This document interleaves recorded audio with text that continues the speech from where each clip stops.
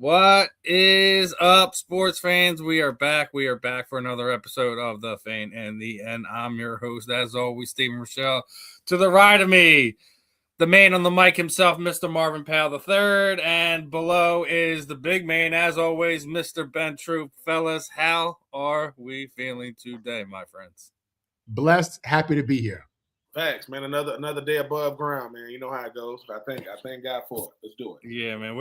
We always have fun. We have our serious moments here on the show. Again, I want to keep telling everyone, if you guys haven't checked it out, go check out that George Vescar interview. I think has to be one of our best ones. I mean, dude, I don't even think we spoke for like almost an hour. George was just telling us. Man, had a lot to say, man. I like it. I like it. Yeah, he was a great guest, man. Gave us a lot of insight, educated the viewers, educated me on some stuff, and I appreciate his time. I know y'all do too. And hopefully when he gets everything straightened out with his book, we'll try to get him back on again, talk about the book a little bit more, and pick as much of brain as we can. I think that even the best part about it is like he was having issues when he was on, and working through that, and you see a unique side of things when people have those type of things, and he's a rare case. He's a rare father, human being, etc. So I'm always going to throw that out there.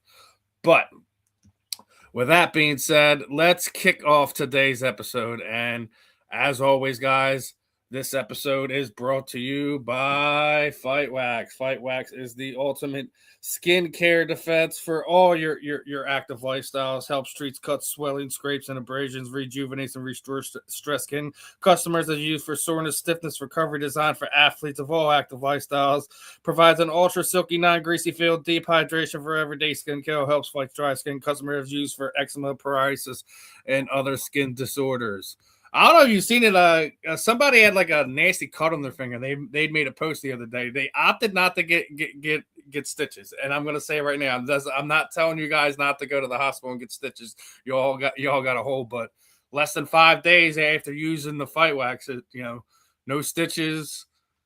Everything's healed up, not nice and good. So I mean, I think there's multiple different uses for people who want to find some better skincare other than Vaseline, going to the ER, all that other stuff. I think that's a unique product that we're fortunate to be involved with. But let's kick things off and have some fun here today. And Marvin has brought up something about his time in New York and the Jets and stuff like that, and his dealing with the mob.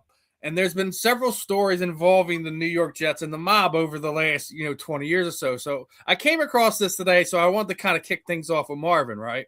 Mm-hmm. So basically, this one, former mob figure Michael Franzini says that during the 80s, an unnamed Jets player was drawn into major gambling and then pressured to affecting games, according to a recent video recanting his experience around athletes and organized crime. Franzini's been making similar claims for years about organized crime being targeted and indebted with athletes, leading to influence outcomes of games spread since, this is back in like 2009.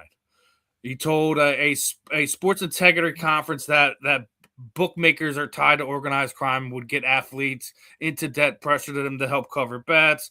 Earlier in 2002, ESPN reported that Franzini had made separate anonymous allegations about baseball players fixing games with the New York Yankees. Obviously, publicly denied this. I'm going to start off with you, Marvin, because like I said, you have not like an intimate dealing with it, but that's your hometown. You've seen what the mob is capable of. What do you think about Michael's comments? I think he's telling the truth 100%, without question. You have to understand, this is a time, you talk about like the late 70s, 80s, NFL players weren't making money like that. You know what I mean? They were, just put it in perspective. Right now, the highest paid offensive tackle is getting paid between 25 and 30 million dollars. When my dad was the highest paid lineman, he was getting paid a shade under a half a mil. You know what I'm saying? When he retired, the money went up times 4 because free agency kicked in and all that stuff. But a lot of these dudes, man, had second jobs. A lot of these dudes, wasn't making just that kind of money. It's just not what it is. I think today the NFL minimum is almost $1 million. I think they're over $700,000 already. Which is great. Which it should be. It should go up. But again, in a time when dudes wasn't making that kind of money, I think it was very real. I think even today, I think you got guys who do have gambling issues without question. These athletes are people. You know what I'm saying? Like they're people just like your neighbor, just like your cousin. They're people, and they have things that they want to get into and things that they like, good habits, bad habits. Yeah, no doubt that the mob absolutely, had a role in the outcome of some games. I don't know what player he's referring to. Based on some of the conversations I had with my dad, it could have been anybody. You know what I'm saying? So yeah, he's telling the truth, man. People don't want to hear that, because in sports, we want to think sports is, void of all the BS and all that. But the unfortunate reality is, there was a time when, betting and the mob had a lot to do with the outcome of games. I think today, the way they make gambling so easy, and they advertise it, and they put it in your brain, I think you got really competitive people who have some money. And even, and it wouldn't shock me, if we saw more names come out, whether it's NFL, NBA, Major League, soccer, whatever it may be. These are people, just like everybody else so yeah, man, I think what he's telling is the truth, 100%. I know it's real. What you're referring to, Steve, in regards to me was when my dad was the president of the union and he led the strike, and the players weren't playing, that impacted the lines and people wasn't betting and the mob was losing money on that because that's a big part of how they make their money. And they absolutely tried an intimidation factor with my family, parking a car outside of our house with the windows up, Lincoln, the whole Lincoln Continental, I think it was, or town car, shaded windows at the time. And they was out there just trying to lean on my dad to end this strike, so they can get back to making their money. So yeah, they do that kind of stuff. They, and I can imagine for other people it was much worse, but yeah, I think everything he's saying is real in regards to their influence, especially at a certain time. What are your thoughts, Ben? Were players fixing games in the 80s up until the early to mid 2000s? Absolutely, and it's gonna take the right name for it to come out. It's gonna have to be a name that resonates not just throughout sports for us to say who it was. I remember this goes back to when the ref and the NBA was doing it, and people like, ain't no way he was doing it. He figured did a Netflix special talking about how he was doing it. This goes deeper than that. I remember when I first started playing football in Swainsboro, Georgia, and I didn't know what gambling was, and my uncle said, "Hey, I need 3 touchdowns today." Now I don't know what he's talking about. Then after one game, he gave me like $5. I'm like, I'm 7, 8 years old. I'm like, what? Then one game he gave me $20. Now, mind you, my little young mind don't know what he's doing, but I'm trying to do what he has. And it got to the point where he's counting the money. This is Pop Warner football. And for those of you who don't know, South Florida, Miami, Uncle Luke, those football leagues, they got a documentary on how much money be exchanging hands for. Now that's amateur football. Now you got to think. Somebody said we can dictate games with money. No, we can't. Yeah, we can too. We just got to know who to tell. And next thing you know, and the mob is saying, "All right, we can do that. We're doing it. We're doing it." And it don't shock me one bit. I think the NFL knows, man. Once this comes out, it's gonna be crazy now. And this is the one thing that makes anything come out with NFL. Yeah, can we survive it? If they can survive it, they'll let it come out. That's why Concussion, the movie, came out because the NFL says we'll give it 24, 72 hours to, go around, and then we're gonna give something bigger to supersede it. But yeah, I wouldn't be surprised. I wouldn't be surprised any major city team, Chicago, the Jets, the Giants, the Eagles, the 49ers, the Bears. And let me say this, because we talk about the mob here now. I've only seen the mob on movies. I know they are not fictitious characters. I know they are living, breathing, people.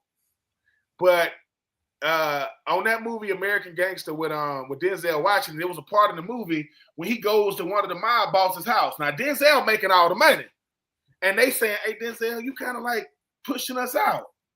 Hey man, I ain't got to do with what y'all do." He like, "Yeah, you kind of do. So what you want us to do? I want you to play nice. What you want me to do? I want you to kind of back up something." Oh, hey man, listen man, I know this y'all game, but I'm just doing it my way. They got him out the way. However, they got him out the way. They got him out the way. And all I'm saying is, when it comes to football, for those people that saying, I would never, ever fix games. You don't know. Let me say this. You don't know what you would do when presented with it. I am not, look, and I mean What's it. up, Meg? I am not going to throw my, listen, I am not going to throw my teammate under the bus because I got dirt too. But when I was in college, going into my senior year, there was a teammate of mine who I will not name. He know who he is. I know who he is. And just know he's a big money. He's a big-time player. Big-time player. I'm going into my senior year. He's back on campus. You know how we do, Marv. We'll come back on. You'll come back on campus. Well, a place like SC, y'all probably come back because it's, it's LA. Y'all come back. Gainesville ain't the place you're going to hang out if you don't got to. That's all I'm saying. He came back on campus. We getting ready to do a workout. He said, "What's up, Troupe?" I said, "What's up, boy?" Listen, I kind of shake his hand and he hold my hand. He kind of let everybody walk by. He said, "Troupe, man, he said, I'll take care of you next year, man." "What you mean?" He said, "I'm going to need you to do some things for me during the game.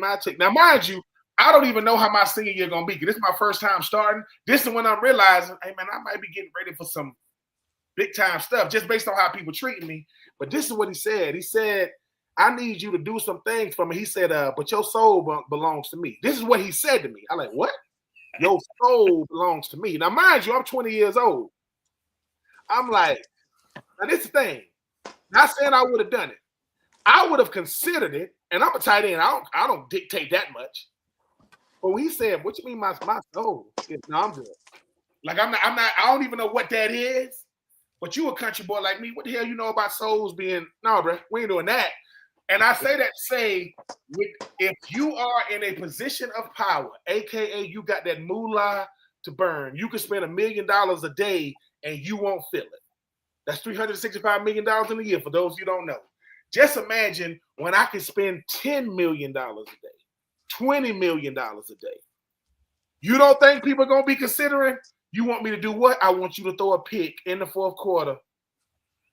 And I get what? Because it's hard to detect now. It's going to be hard to pick up what's going on, especially with some of these quarterbacks. I mean, some of them might be getting paid. I'm just saying how they be playing. But I'm not surprised. I'm just waiting to see who it was. And when it comes out who it was, I'm not going to jump all over them. Because remember, the mob don't ask, there ain't many Marvin Powells in the world that's convicted like that. But he had a whole league he had to answer to too now. That's different. So he's saying, "Hey man, I know y'all powerful, but I got a bunch of alpha man that I got to see about." And I'm thinking about my son going to the league one day. I'm thinking about future players that I'll never meet. Now that's a strong-willed and minded individual. I know people would have done it for way less. I'm talking about depending on, because we're gonna shoot you $100 million. And all I got to do is this. Yeah. You think that's all you got to do. That's the first thing you got to do. But once they got you. Yeah, I'm not surprised because like Marvin just said, listen, you want something to be perfect, people better not be involved in it. The only way it can be perfect is people not involved. If people are involved, you can take perfection out. That's anything. That's business, that's parenting, that's marriage, that's church. If people are involved, I'm not saying corruption is right behind it, but I'm saying malpractice is something finna go bad because we all don't think alike. You see what I'm saying? Just ask football players, 53 guys on the NFL football team, we about as different as they come. Now, we come together on that field, and some of us watch tape and some of us don't. Some of us take care of ourselves and some of us don't. Some of us go to the club and say, I play for the Titans, right? And some of us don't. And I'm not mad either way, but if we get approached at 20-some years old with a dude in a nice suit talking about, "Hey, man, good game last week. Yeah, man, appreciate it. Listen, how much they paying you?" They'll say, "What you making, what, $750K? Yeah, what if I give you $750K right now? You gonna give me my whole salary right now?" "Yeah, but before you take the money, I got to get you to do something." "What?" And as soon as you say yeah, and you take that money and they drive off, you want the contract, baby. They got you. So, hey, I'm happy I wasn't good enough of a player like that. I was in Nashville and Tampa and the Raiders. I wasn't in big, So, hey, man. But I ain't mad at you if you did take the money. Just know Netflix is out there, and they will real quick to tell that story. And Netflix got my money too. They'll get you to talk. Hey, how much they gave you? Yeah. Hey, oh man, we give you $3 million. Cause when Florida did Swamp Kings, when they did the University of Florida did it with Urban Meyer, you notice you didn't see a lot of players on there, right? Everybody ain't take the money. Yeah. And I know this 100%. There were certain players that wanted a bigger check, and they was like, Netflix is like, nah, we already got dudes taking $50K. Why would I give you $500K? What you think you is, Tim Tebow?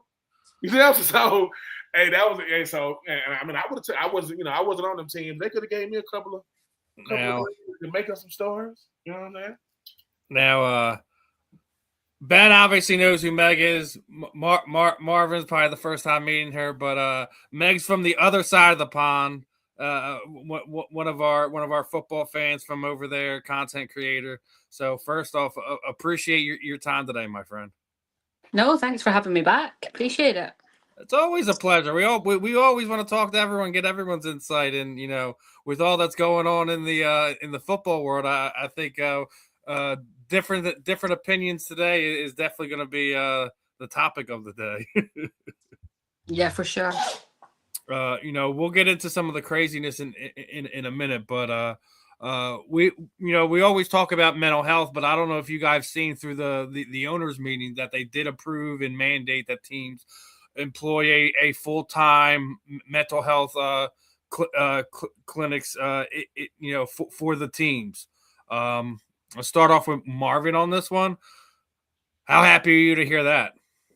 Yeah, any type of advancement toward player mental health, player help, player awareness, I'll take that. That's a good thing. I would want to hear more what that really includes. It sounds good on the surface, and I'm sure there will be a true benefit, but I want to know, what does that really detail? What's really involved there? But yeah, it's definitely the first step, a right step, toward acknowledging mental health and just, spreading that amongst men and having men really understand that you could be a grown man and still be going through some stuff upstairs. You know what I'm saying? That just makes you human. That's it. It don't make you weak. It makes you human. So with that said, yeah, I love it. Interesting to see how that kind of theme rolls into the new CBA coming up here. But yeah, it's a great first step. I hope it's not just, something that sounds cool but there's not real impact. I hope that the players aren't. I hope that the organizations obviously are maintaining real integrity and not making it a point to share people's private information on that. I know you have HIPAA and those kind of laws, but man, these owners, man, they don't. You can't trust them. So yeah, I like it. I'm happy about it, and hopefully it's just a step toward much bigger things to come. Meg, your thoughts on this one? Yeah, I think there's been a lot of conversation around mental health for a long time, and unfortunately for everyone in the world, there's no quick cure for mental health issues. It's not a case of pop a pill and you're fine. It recurs and recurs, and we see these situations where somebody makes a mistake, they're crucified publicly, especially when they're in the public eye, and the impact on mental health is enormous. Now, I think it's definitely a step in the right direction to have trained mental health counsellors, doctors, etc. on site, but I think this is just a step. There needs to be so much more done in terms of media perception, in terms of how we report on things. And I know there's laws in the background and things, and obviously it's important to get accurate news out and to be sharing proper information. However, I do think some of the public crucifixions have off-field repercussions as well as on-field. When you see these players who are time and time again, when we spoke last time about the amount of crime that is being committed and the amount of drink and drug offences that are being committed, and there has to be an underlying root cause for that. And you know, I don't accept. I accept human error, of course, but I don't accept that that's the sole reason that particularly these athletes are spotlighted constantly for the mistakes that they make. And it could be something really minor, or it could be something much more serious. But where's the aftercare then? So you've made a mistake. That's, you know, it's a mistake, or you've committed a crime. You've committed a crime, but there has to be some sort of process for recovery afterwards. There has to be, you know, even prisons have terms of, you know, it's redemption. It's been able to move forward, being able to rehabilitate and get past it. And unfortunately, I think there's so many steps missing in that process, especially for these players who are catapulted into the spotlight from a very, very young age. You know, they're early 20s, and all of a sudden they've got all eyes on them. They're living out the life of a normal 20-year-old, except a normal 20-year-old who gets stopped for drink driving is not going to be put all over the front page of a newspaper unless, you know, something horrendous happens. These players are not necessarily being equipped, I think, from a young enough age to deal with not just the athletic side of their careers, but also the media perceptions, the media spotlight that's put on them. And I do think that all of these steps have to come together with the mental health facilities that are being put in place. Ben, your thoughts on this one, brother? Yeah, I like it from a standpoint of, you know, you got to see where a player is presently in his mind. Like, mental health don't got to be, hey, man, I think I'm going crazy. Man, just sit down with somebody just to check. It's like concussions. Okay, I got to get a concussion for you to see what are you comparing my test to? I didn't do a pre-examination, like how my mind was pre-concussion. It's just post. And I like this for this reason. A lot of these players getting ready to transition out of the league. And they don't really know what it's like leaving the NFL that it is coming in. You want to make sure, man, you taking care of yourself, because you come into the league with no family. You walk out with kids, wives, you know what I'm saying? You want to be taking care of yourself. So I do agree, the same way the NFL is advancing, they need to be saying, yeah, man, we got mandatory mental health checks for these players. Mandatory checkups. Because every time you see, and, you know, I think Meg hit it on the head, too. Every time you see a player do something, it's always something bigger going on. But we don't get to see that. We hear about, oh, yeah, he was dealing with mental health struggles, 2 years after the incident. Whereas, so, yeah, I do. The NFL ain't crazy, man. The NFL knows, hey, man, we have to win in the perception battle. We have to win in saying if we don't care about the players, we got to look like we do. We got to look like we care about what's happening to them, because it is all about the product on the field. But if the product away from the field, mine is all messed up. Because being a 21-year-old in New York, where you in the media all the time, they talking about you all the time. New York Post, New York Daily, New York Times, all the time. You can't hide. How do you deal with that? And when people say, well, just don't listen. Well, now we got podcasts,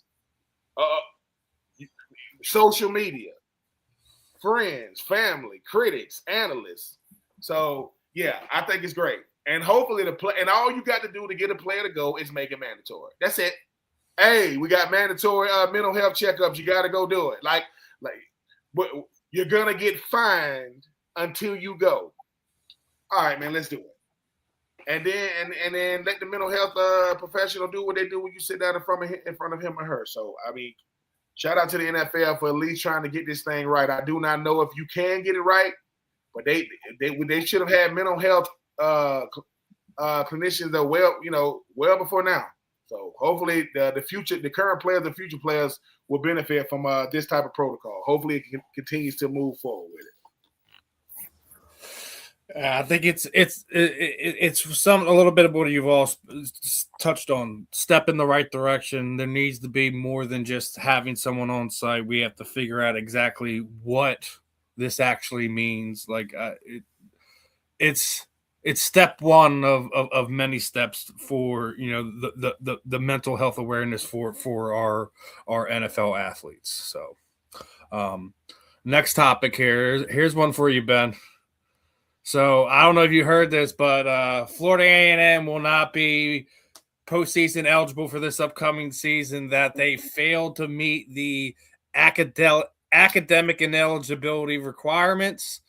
You know, we always talking about some of the great things that Dianna has done for the Colorado program.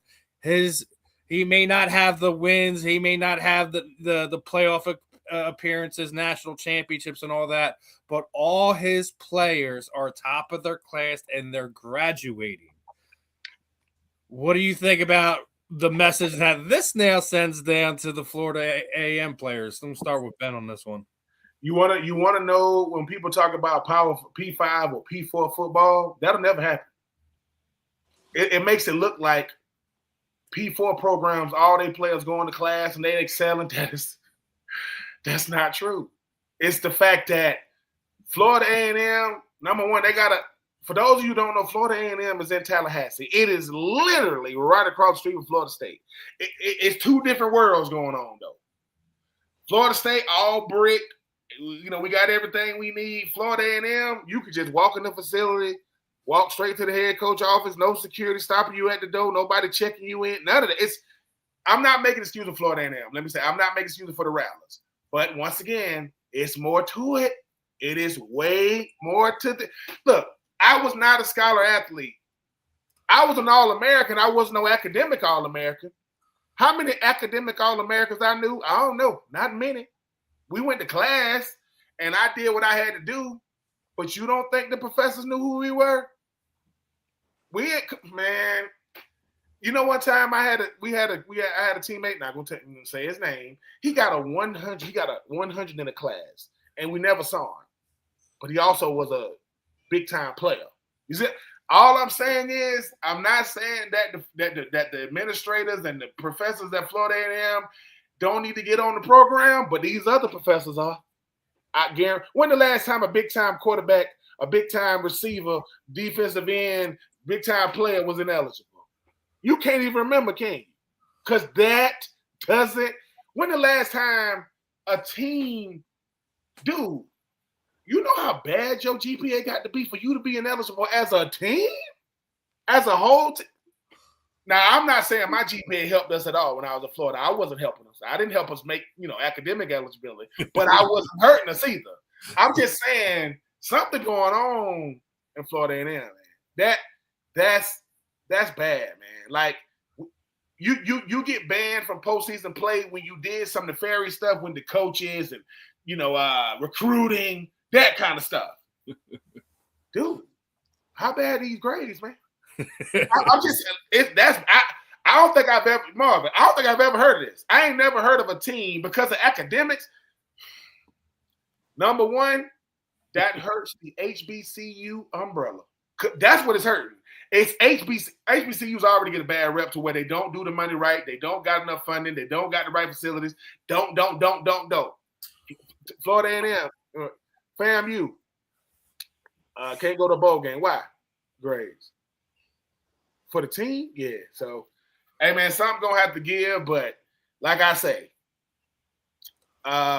these big-time schools, you know what they got first before anything else? Reputation, man. They ain't finna let that happen. Guess what? The professors, this happens in high school. High school teachers say, hey, man, coach go, hey, man, what he got? He got like a 69. You can't bump that up to a 75. Come on, man, we got so-and-so. This been going on since high school. So I don't know what's going on at fam. They ain't get the memo. Hey, man, y'all boys better do something because they had to report this for the world to see, man. And you check this out. And you know who the basketball coach is at FAMU? You know who the basketball coach is? Charlie Ward. Charlie Ward is the basketball coach at FAM. Heisman Trophy winner at Florida State, who went to the NBA, is at FAM. And all he get to do is watch regular season football games and watch how good FAM be in 2026. They're going to be good for nothing. That's crazy. That's crazy. What are your thoughts on this one, Meg? Florida A&M. Academically ineligible. So my day job is I'm a teacher. I teach high school.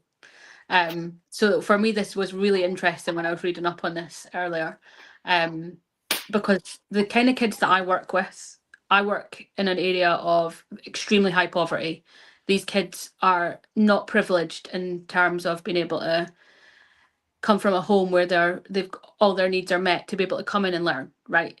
But some of them are very, very athletic and very, very good sportsmen, and they've got high aspirations. Some of them want to get to the NBA. Some of them are making moves that, you know, on the court, on the field, etc., that academically has nothing to do with, you know, there's no correlation between their academic achievement and their sporting achievements.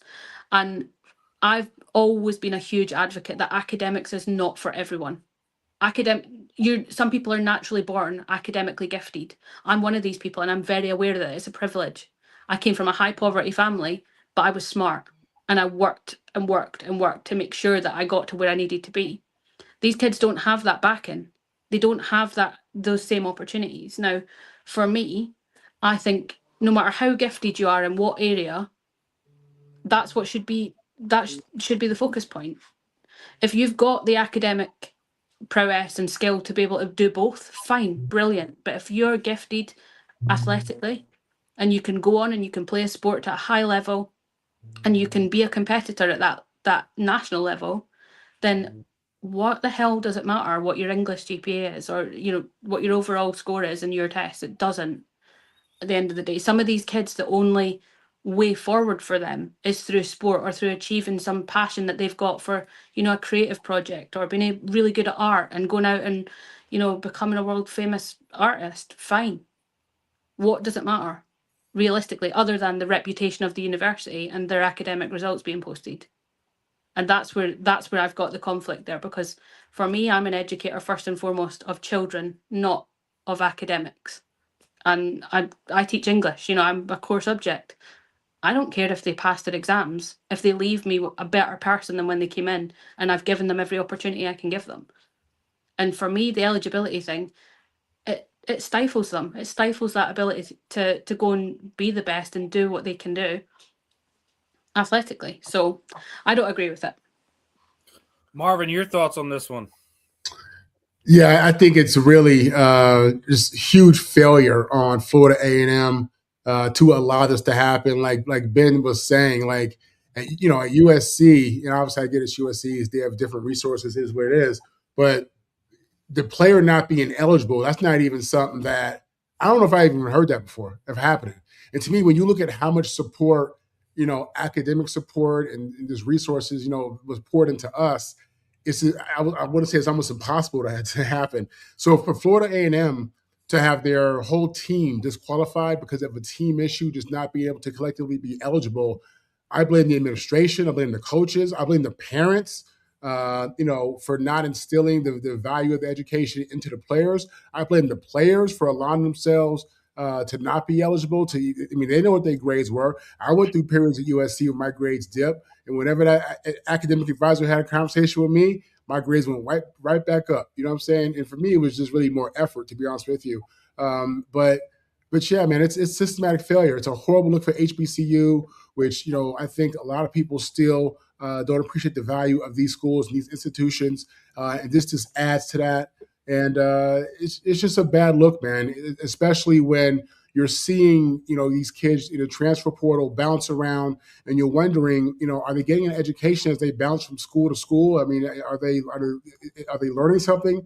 Would this degree be of value? And then when you see something like this, it's kind of in the same boat. You know what I mean? It's just what a blown opportunity by the school, by the kids. I mean, it's just bad, man. And I hated to see that. And, I hope that the university, puts its resources into making sure these kids graduate, because you have to look at it. I mean, most college football players don't make it to the NFL anyway. All right. And then the fact that you're, at a HBCU, which is not P4, doesn't say that you're not good, and it doesn't say that you're not going to the NFL, but that's considered to be a lower class of football. And those kids make it to the NFL even less than, kids in P4. So, again, that just increases the value of the education for me. Complete failure all the way around. It was a horrible look. I hated to see it. Yeah, I think I think you all kind of touched on, notable points.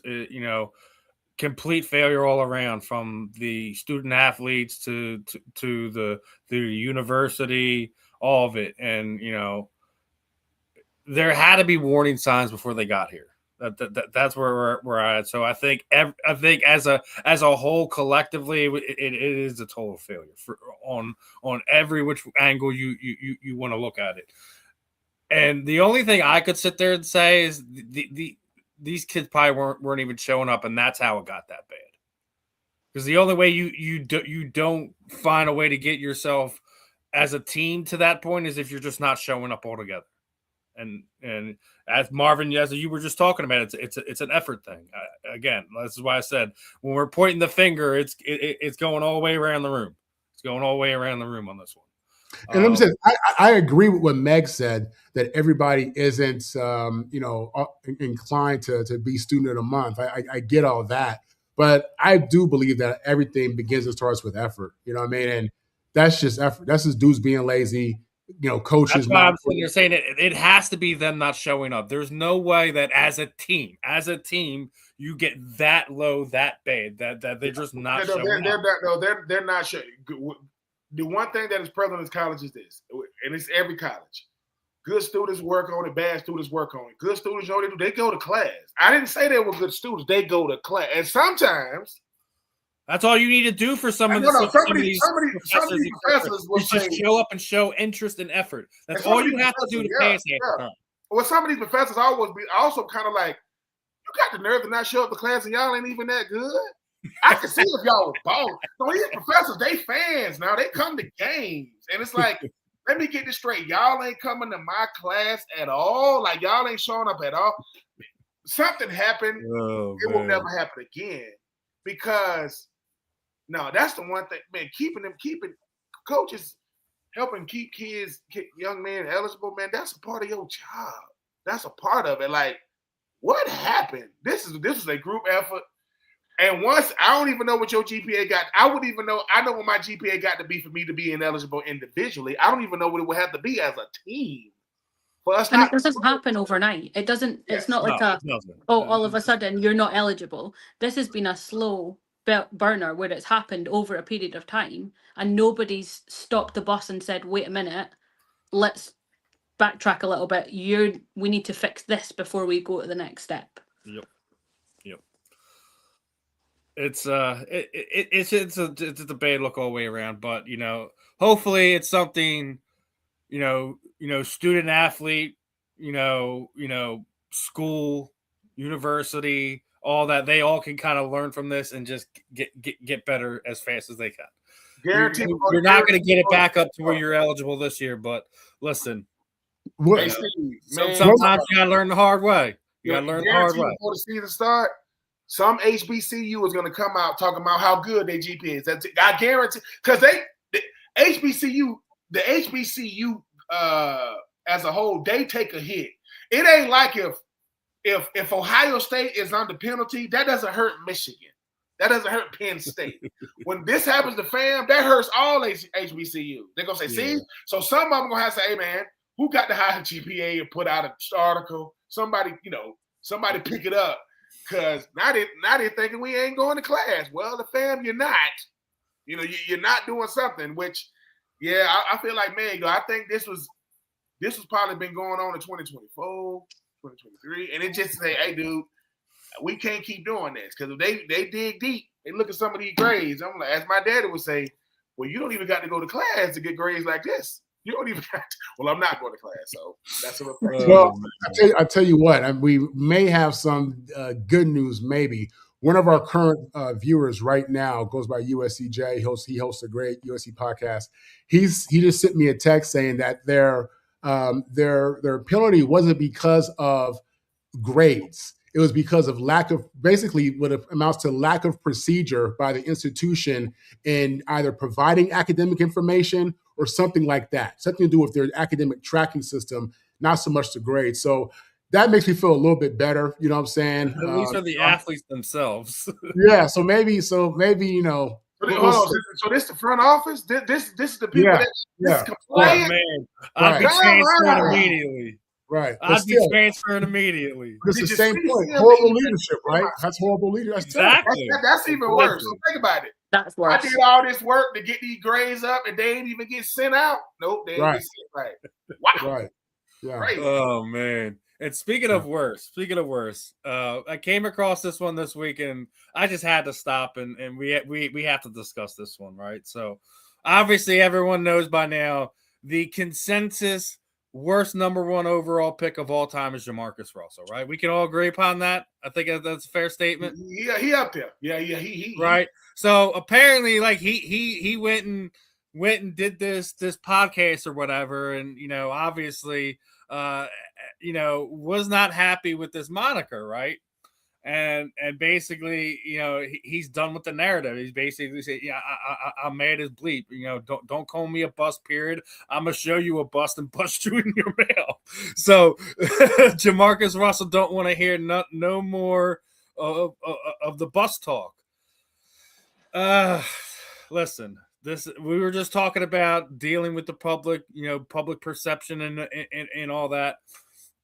There's an argument to be said that he is is without a doubt a bust, regardless if he's the worst bust of all time or not. It is up to perception of what people think. Hell, I still think Danny Watkins is the biggest bust of all time. He barely played 2 years, and the Eagles wasted a first round pick on him. He wanted to be a firefighter. He didn't want to play football. How do you waste resources on that? Jamarcus actually wanted to play football, just other factors were into it. I don't know if it was the system, whether he wasn't taking it seriously as far as getting to know the playbook, getting himself in proper shape, etc. That played into the fact that he wasn't successful during his time there. But to be mad at the point of basically to sit there and say that you're not a bust, and the next person that basically says that in your presence, you're going to bust them in the mouth is, I think, completely telling of the entire situation. I'm going to start off with Meg on this one. Do you think Jamarcus has a leg to stand on this one, or just you got to take your licks here? Look, I think it's crazy that everyone's entitled to an opinion. You don't have to agree with it. You don't have to like it. You have to respect the fact that everyone's allowed an opinion. It's subjective, right? What makes me laugh is that he still uses the Instagram handle _ the biggest QB. That makes me laugh because, there's a certain level of ego that's involved here, as we can see from his comments. But the fact that you're resorting to violence because you disagree with an opinion, fair enough, it's a shared opinion by multiple people on a public scale. Take the criticism, man. You didn't do the work. You didn't do what you needed to do to be, on the opposite end of the spectrum and be one of the greats. So it is what it is. You accept it. Move on. Yeah. What are your thoughts on this one, Marvin? Jamarcus overreacting here? Well, going back to mental health, think about the stress and just the discomfort he's dealing with being identified as the biggest bust in the history of the NFL draft. I mean, just think what comes with that. You think that money, can fix everything, but nah, man, you got a lot of rich people who putting guns to their head, and I feel for the brother, I do, but he also got that check.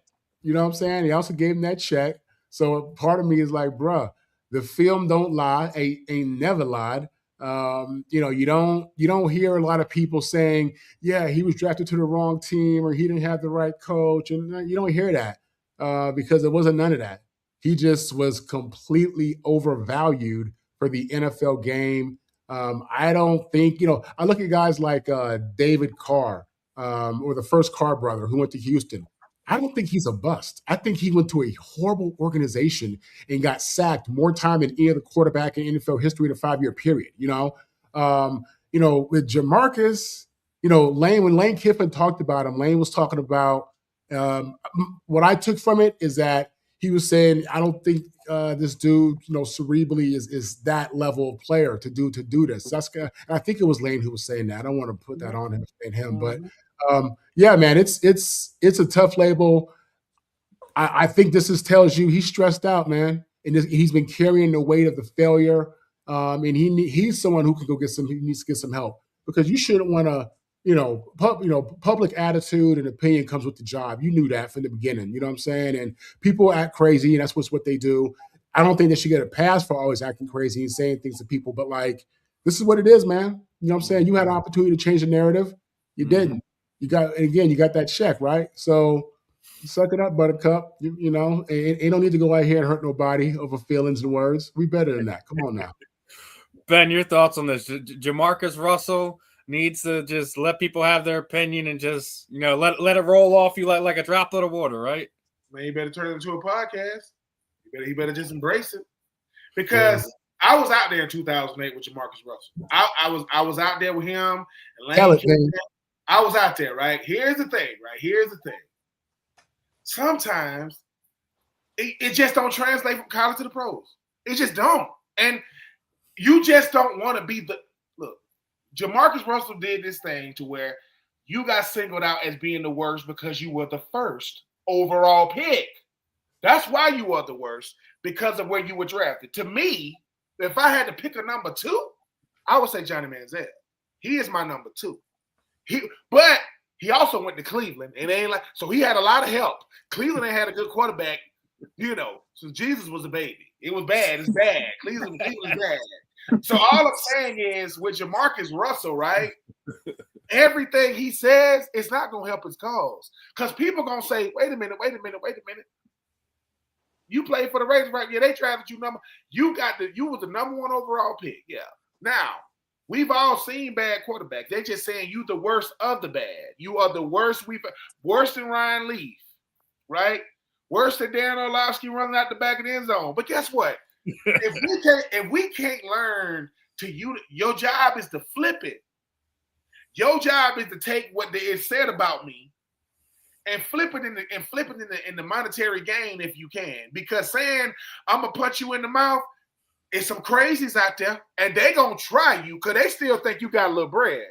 So when you punch back, they're gonna got you. Now, Jamarcus, look, you're 40 years old, I think. Look, you can't win in public opinion now because everybody got social media. So you really want people to come at you?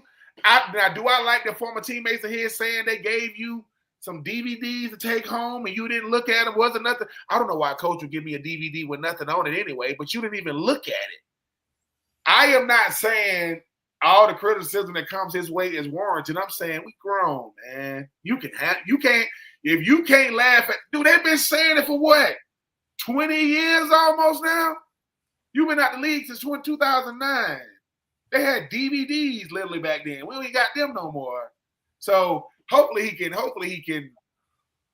find a way to switch it up, because all you're doing now is going viral. And guess what? They'll say, you know how hard it is for the guests to act like they don't want to talk about you being a bust? What are they going to talk about?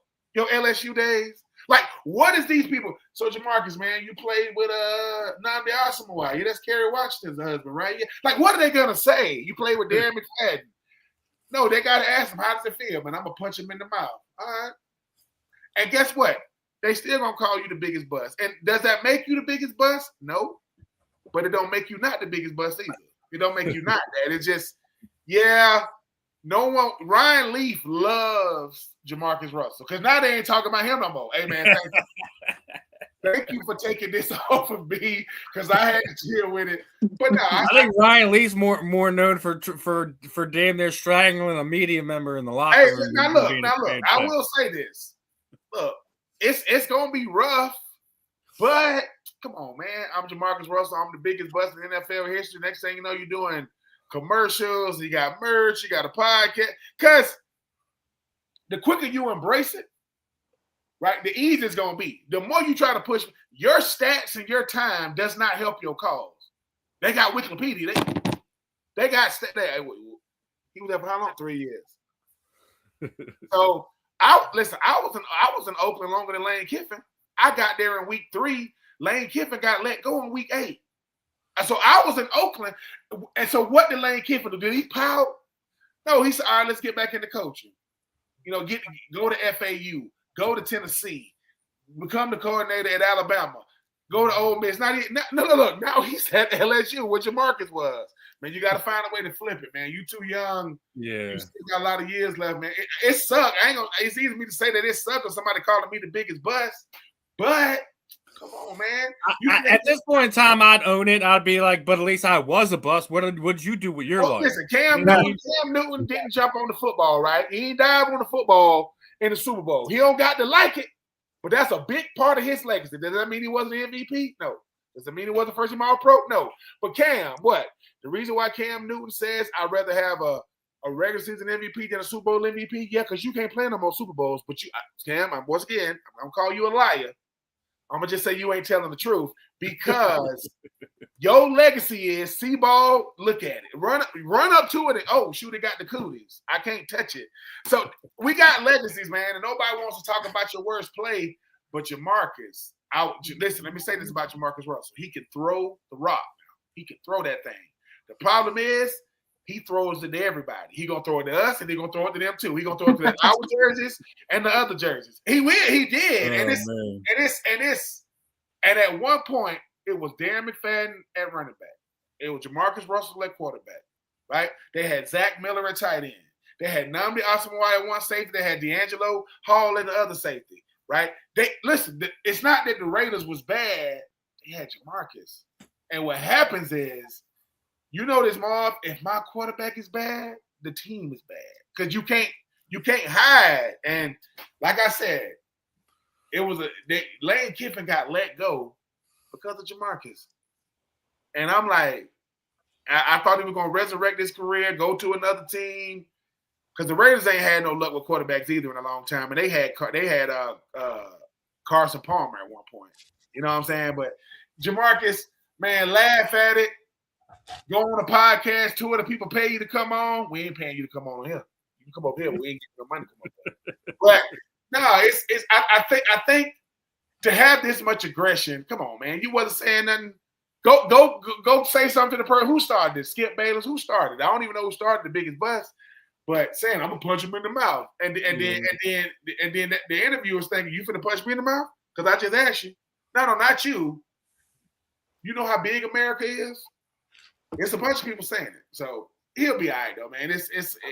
He'll be fine. It'll be something that hopefully he doesn't act on and just like I said, let it roll off you like a drop of the water. But we're talking about the draft and bust and everything like that.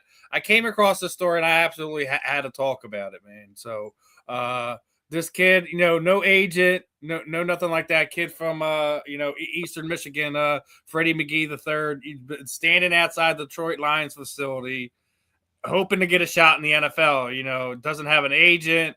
Wrote his college stats on a board there, and basically,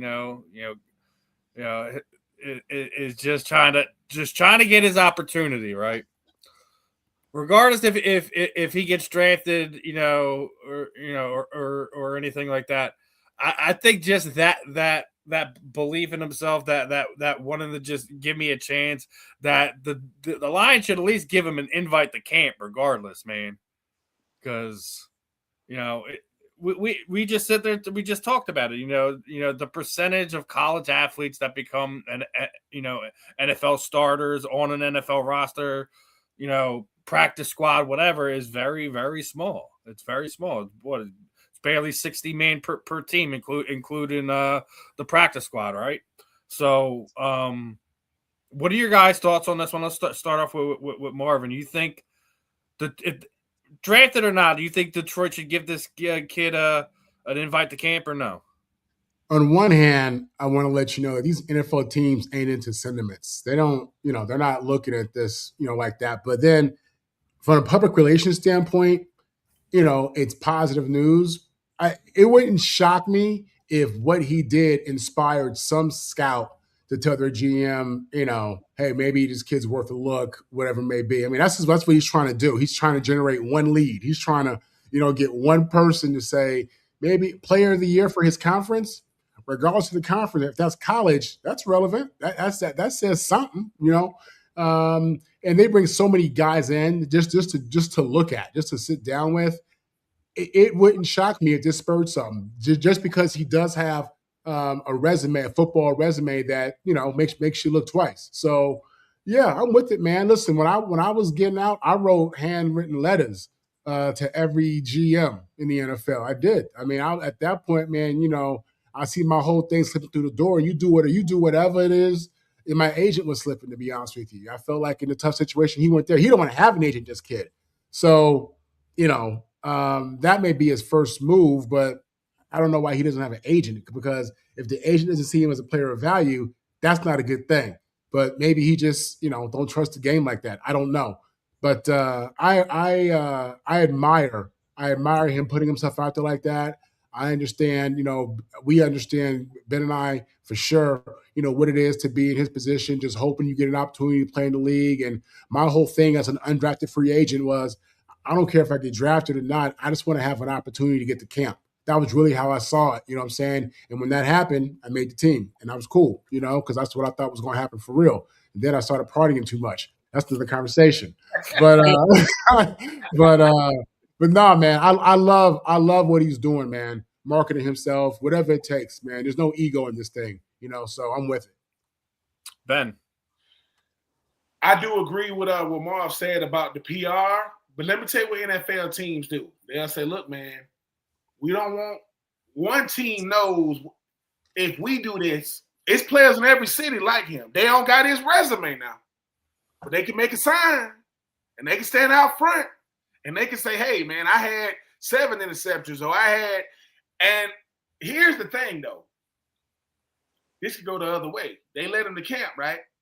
And sometimes you realize, hey, dude, the best players in the world at camp, they going to get cut too. See, camp is overwhelming because you see it ain't the players sometimes that make it. It's the players that get cut. You go, they cut him? The dude that was, yeah, man. So I could, Coach Dan Campbell, they've gotten really, really good at PR in Detroit over the years. They understand it. But they got to sit this young man down and say, do you really want to negotiate without an agent, young man? You really want to do that with us? Because you find you an agent that can speak on your behalf way better. He don't got to do no signage. And it's something you saying, Marv, if you can't find an agent in today's market, I get it back in the day. They got agents popping up.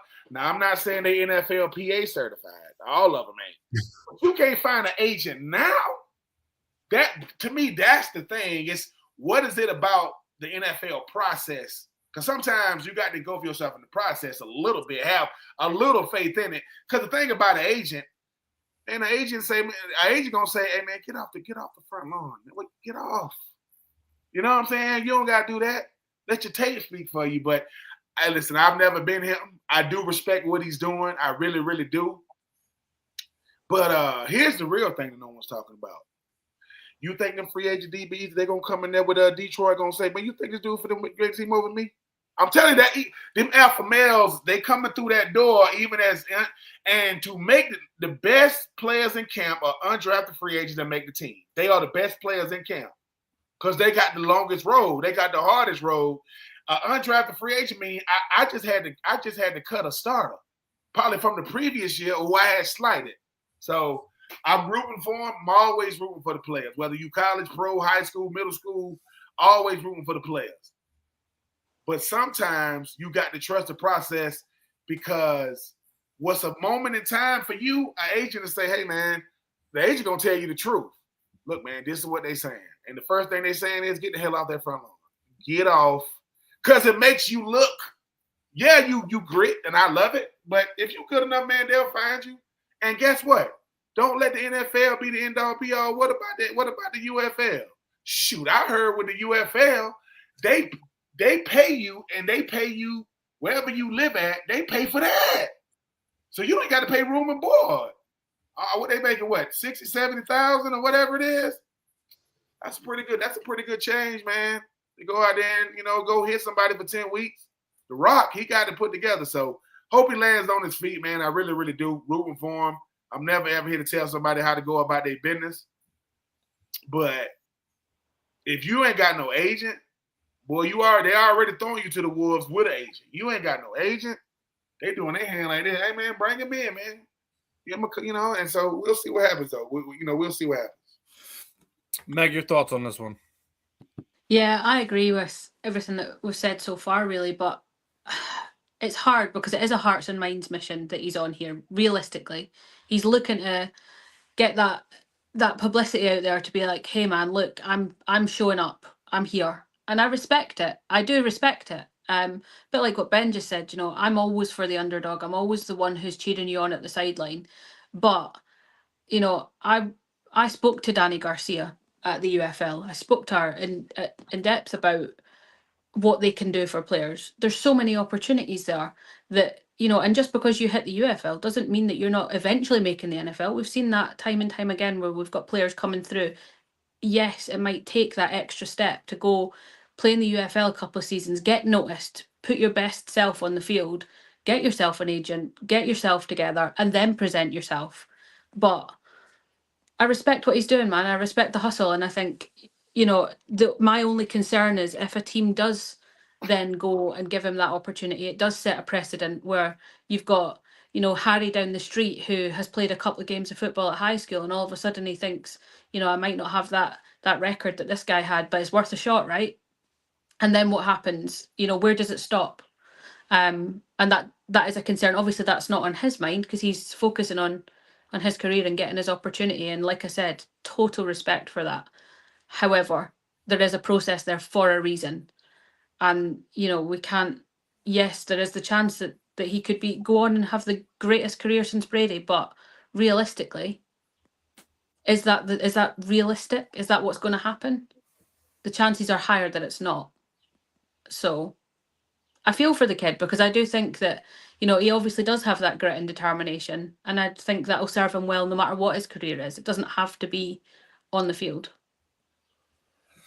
Yeah, I mean, we'll see how it all plays out. I think we're 8 days away from the draft as we sit here today. So we'll find out what happens over the next 2 weeks, if he lands somewhere, if he doesn't land somewhere, if his persistency pays off and gets him either drafted or invited to training camp.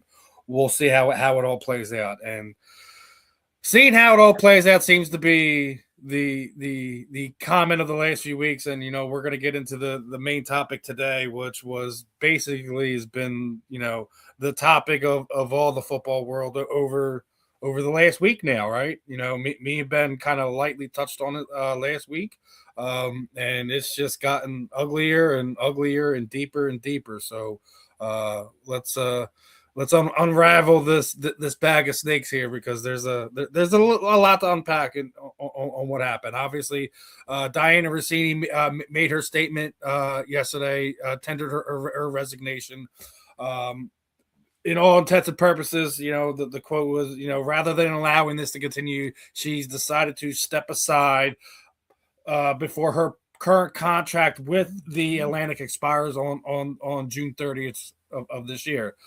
So because she doesn't accept the narrative that's being constructed around this, and because I refuse to lend further oxygen to this or define my career, is more or less what her statement was yesterday, as far as the press release regarding her stepping down. And like I said, I think it only raises more questions, and there's more to unpack than just this one situation, because she's been involved in some other things for the better part of 10 years leading up into the situation. So I'm gonna pull up a couple different things. We'll all kind of have a chance to digest and comment on and stuff like that. So let's start off with her time in Washington, in DC, right? Now, one of the general manager's wives had publicly accused her of trading sexual favors for scoops, right? Had to later recant her allegations and statements, but it didn't change some of the stuff that was going on around it, to the point where the GM's wife had gone on to social media, literally tagging Dianna and basically sitting there saying, how many what's to get a story, do they laugh at you before and after? And basically, she kind of like glossed over what was happening. And then, the GM's wife again basically said, pretty sure this information is coming from my husband, another one of these is basically her that saying that's her insider. Not only that, this hasn't been confirmed in any way, shape, or form, but I do think it needs to be mentioned, is that she had been apparently involved with current Rams coach Sean McVay, and her and another reporter had apparently got into a fist fight outside of a restaurant around Redskins training camp, and that apparently both her and the other reporter had basically gotten into it, and no one has confirmed this story. No one's denied it either. So with all that's going on, we know now that there is some fire to the smoke that has been coming out. Now the other thing is I think I've already said it. I think her stepping down and not fighting the allegations, because it was apparently a girls' weekend. None of her girlfriends has done stepped up for her, so I think we all can kind of assume what's what on this end, right? But I also think it devalues anything she said at any point in time over her career. Now, you had Philadelphia sports media here in Philadelphia had given her the insider of the year, and he was basically standing up for her, right? Saying that she's been good to us, that she's rooting for her, talking about how her next podcast will be great. Well, X had come out and just named off how many times her reports had come out to be totally false. Aaron Rodgers' desire to leave the Jets, Steve Sarkisian's interest in an NFL coaching job, Max Crosby, she was involved with where Max was supposed to go prior to this offseason. George Kittle's desire to be the highest paid tight. All these has now been fact checked and proven to be false, right? And me and Ben kind of spoke on this last week. She's been on AJ Brown's rear end for the better part of 9 months. The fact that she, again, I said this last week, I'm going to reiterate it. I do not care if she does have a personal relationship with Mike Vrable. That's between their spouses and whatever to kind of sort that bag of snakes out.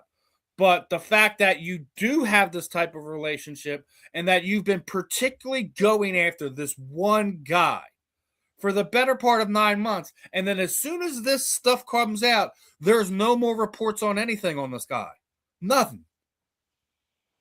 I think it leads to the thing that, yes, her resignation raises more questions, but I think it also raises more questions the validity of what, not just how she was accumulating the information and stories. That's a whole nother argument to have in itself, that the validity of what she's actually been writing over this period of time should also come into question. I'm going to start off with Meg on this. Again, there's still so much more we can kind of dissect and go over this, and we'll probably will. But just from what's been going on, what's come out, the stuff that I've just kind of brought out and shown everybody is, as an insider, I think Dianna's career is irrevocably damaged at this point in time. Both to be trusted with things and to trust with what she's writing is 100% true. What are your thoughts, Meg? You're a female content creator. Do you feel this is going to make it harder for you to do what you want to do in this field? Yeah, I think one of the things that I get the most frustrated about already, and again, we spoke about this last time, as a female personality, content creator, reporter, whatever, in the world of sports, which is a very, very heavily male-dominated industry to start with, one thing that I have always set a standard for myself anyway is I'm not using my gender to try and further my career. That's not what it's about. For me, it's credibility. It's being able to be depended on. It's being able to give the facts, right? When you see these stories coming out as a female and you're watching these women who are being perceived in this way because of their actions, let's be honest, her actions have led to this, regardless of how platonic that interaction was with Vrable, regardless of previous allegations, etc., her actions have resulted in these rumours coming about. Now, the statement that she gave, to me, it's like when you're accused of something and you know you've done something and somebody says, I'm not even going to dignify that with a response, right? Straight away, that tells you that person knows that they've done messed up somewhere. There's something that they've not done or something that they have done that's resulted in this coming about somewhere down the line. Now, this, like you've said, you know, there's certain stories that have come out. We've listed several already. There's more even to be added to that list that have shown to be factually inaccurate. They are not true. And when you're associating with certain characters, certain individuals, again, like you've said, I don't really care if she's got a relationship with Mike Vrable. That's not any of my business, what she's doing in her personal life.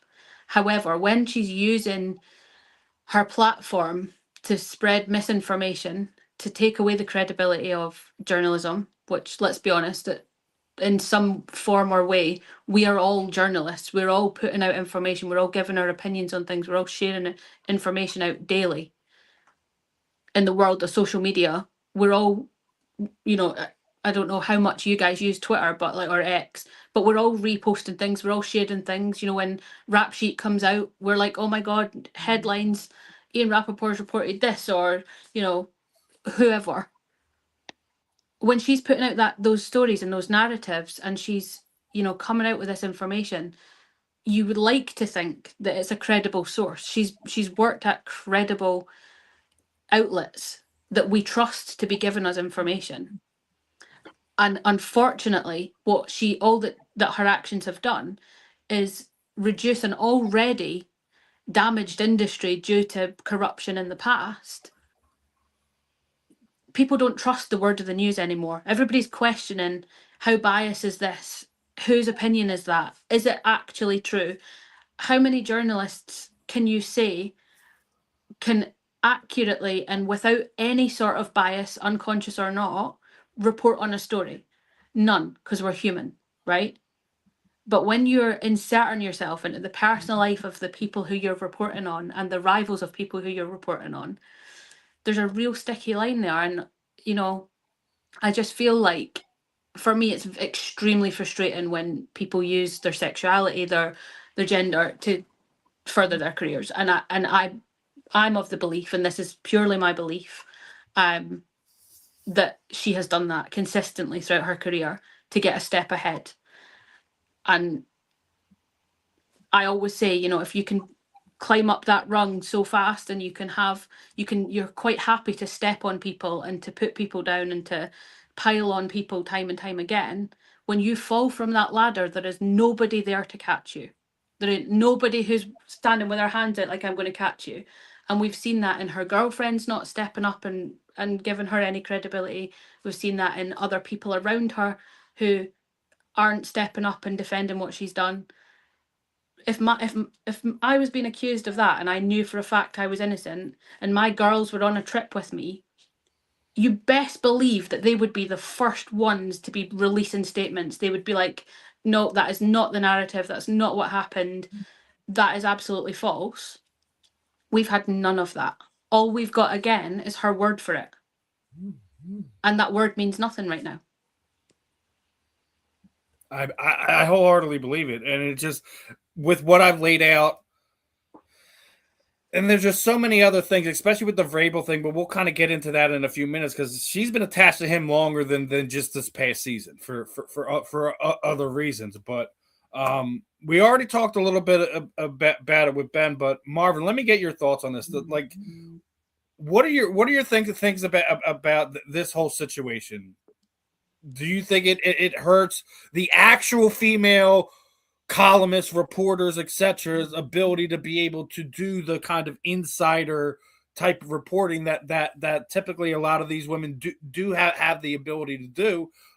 But do you think it damages what it is as a whole, or she's just a one-off type of person? Yeah, you know, the sports in the NFL, you know, they're trying to market and push a product. They're trying to get as much market share as possible. What we know about marketing and it's about human culture is that sex sells, period. So what they've essentially done, in my opinion, is they intentionally hire attractive women who happen to have a sports background and have sports information and grew up in sports, but they're going for the sex appeal 1,000% and just trying to find the most competent person within that. And there are many of them. I mean, there are many sports reporters who I look at beyond how they look, and just I do enjoy their commentary and what they have to say. But again, sex sells. So this is what they've been going with. And these women who are hired in these positions, they've been called beautiful before they got to the NFL, before they're reporting in the NFL. They understand that they're attractive and how that benefits them.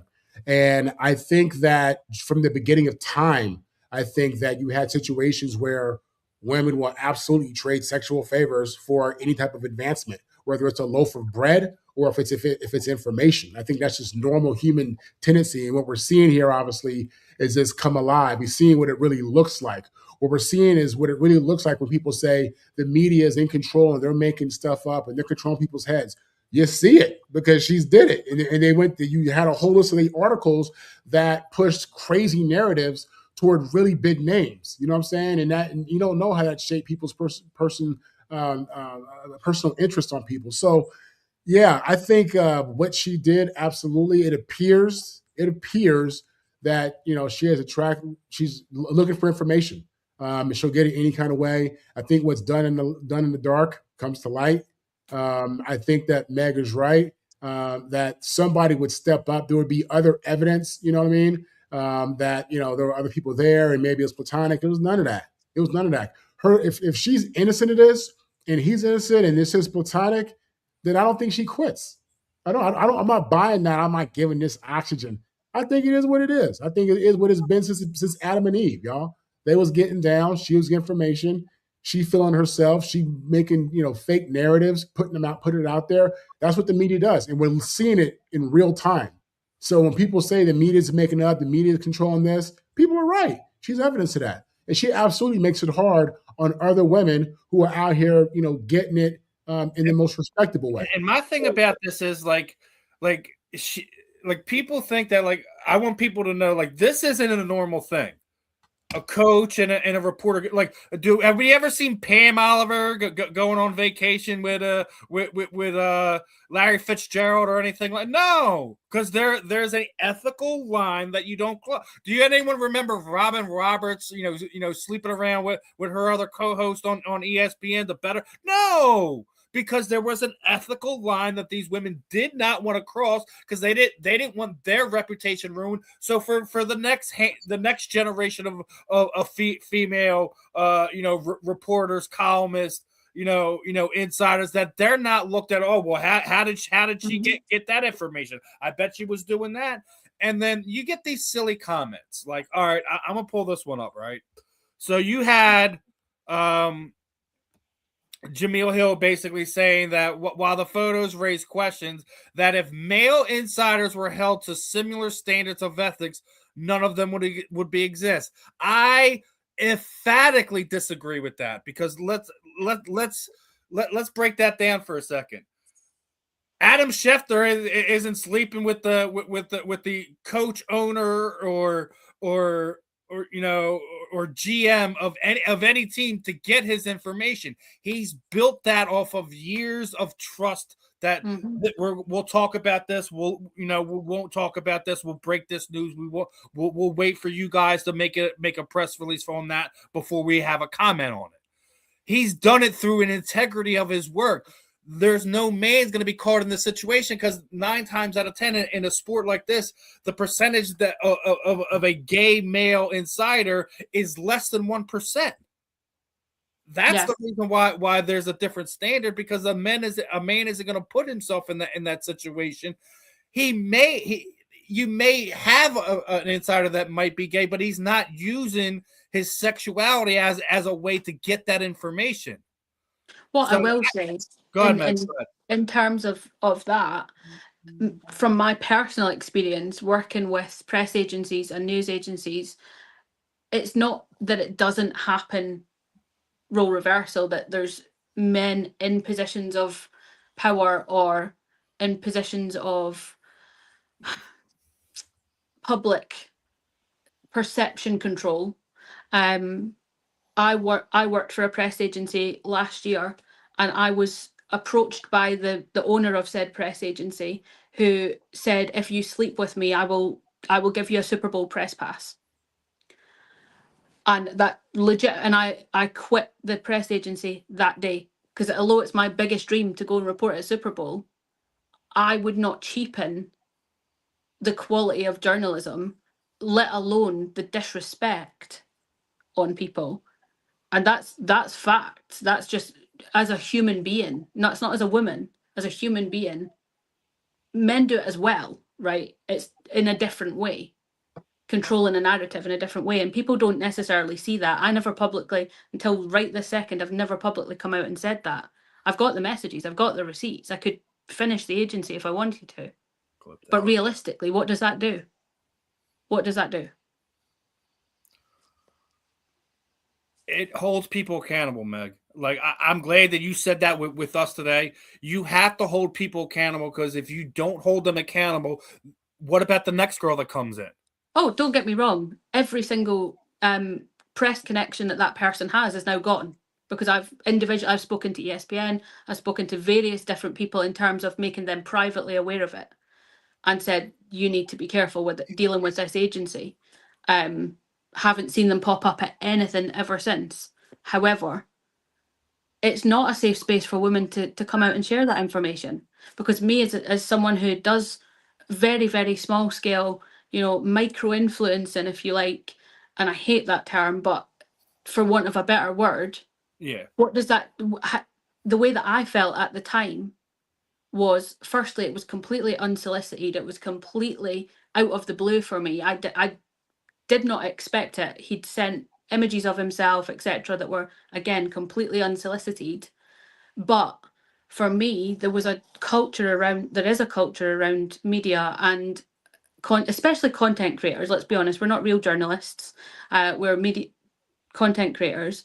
There was a perception for me where I didn't feel like at the time I was in a position to come out and say anything, because I thought, well, who's going to listen to me over this, this big agency who's out there doing I'll things? say it like this, Meg. You have the receipts, the proof. No one can deny you.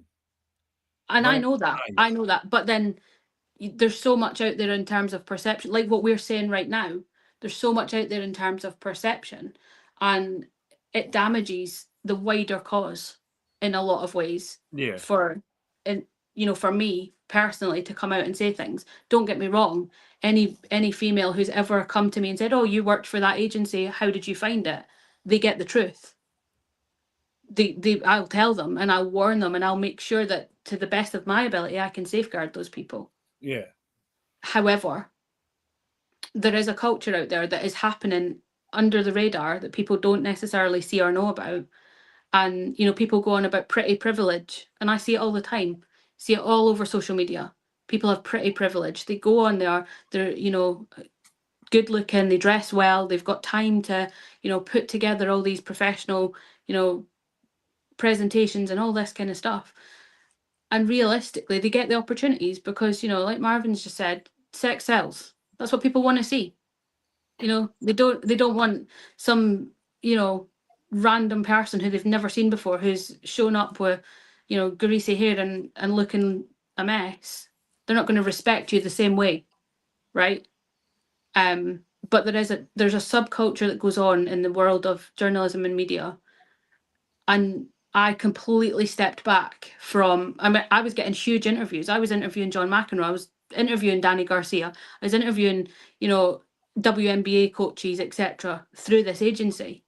Every day I was getting a new press packet put to me saying, "Can you go do this conference? Can you do this? Can you jump in with this question? Can you interview Trevor Zegras at the NHL when he's moving to Philly?"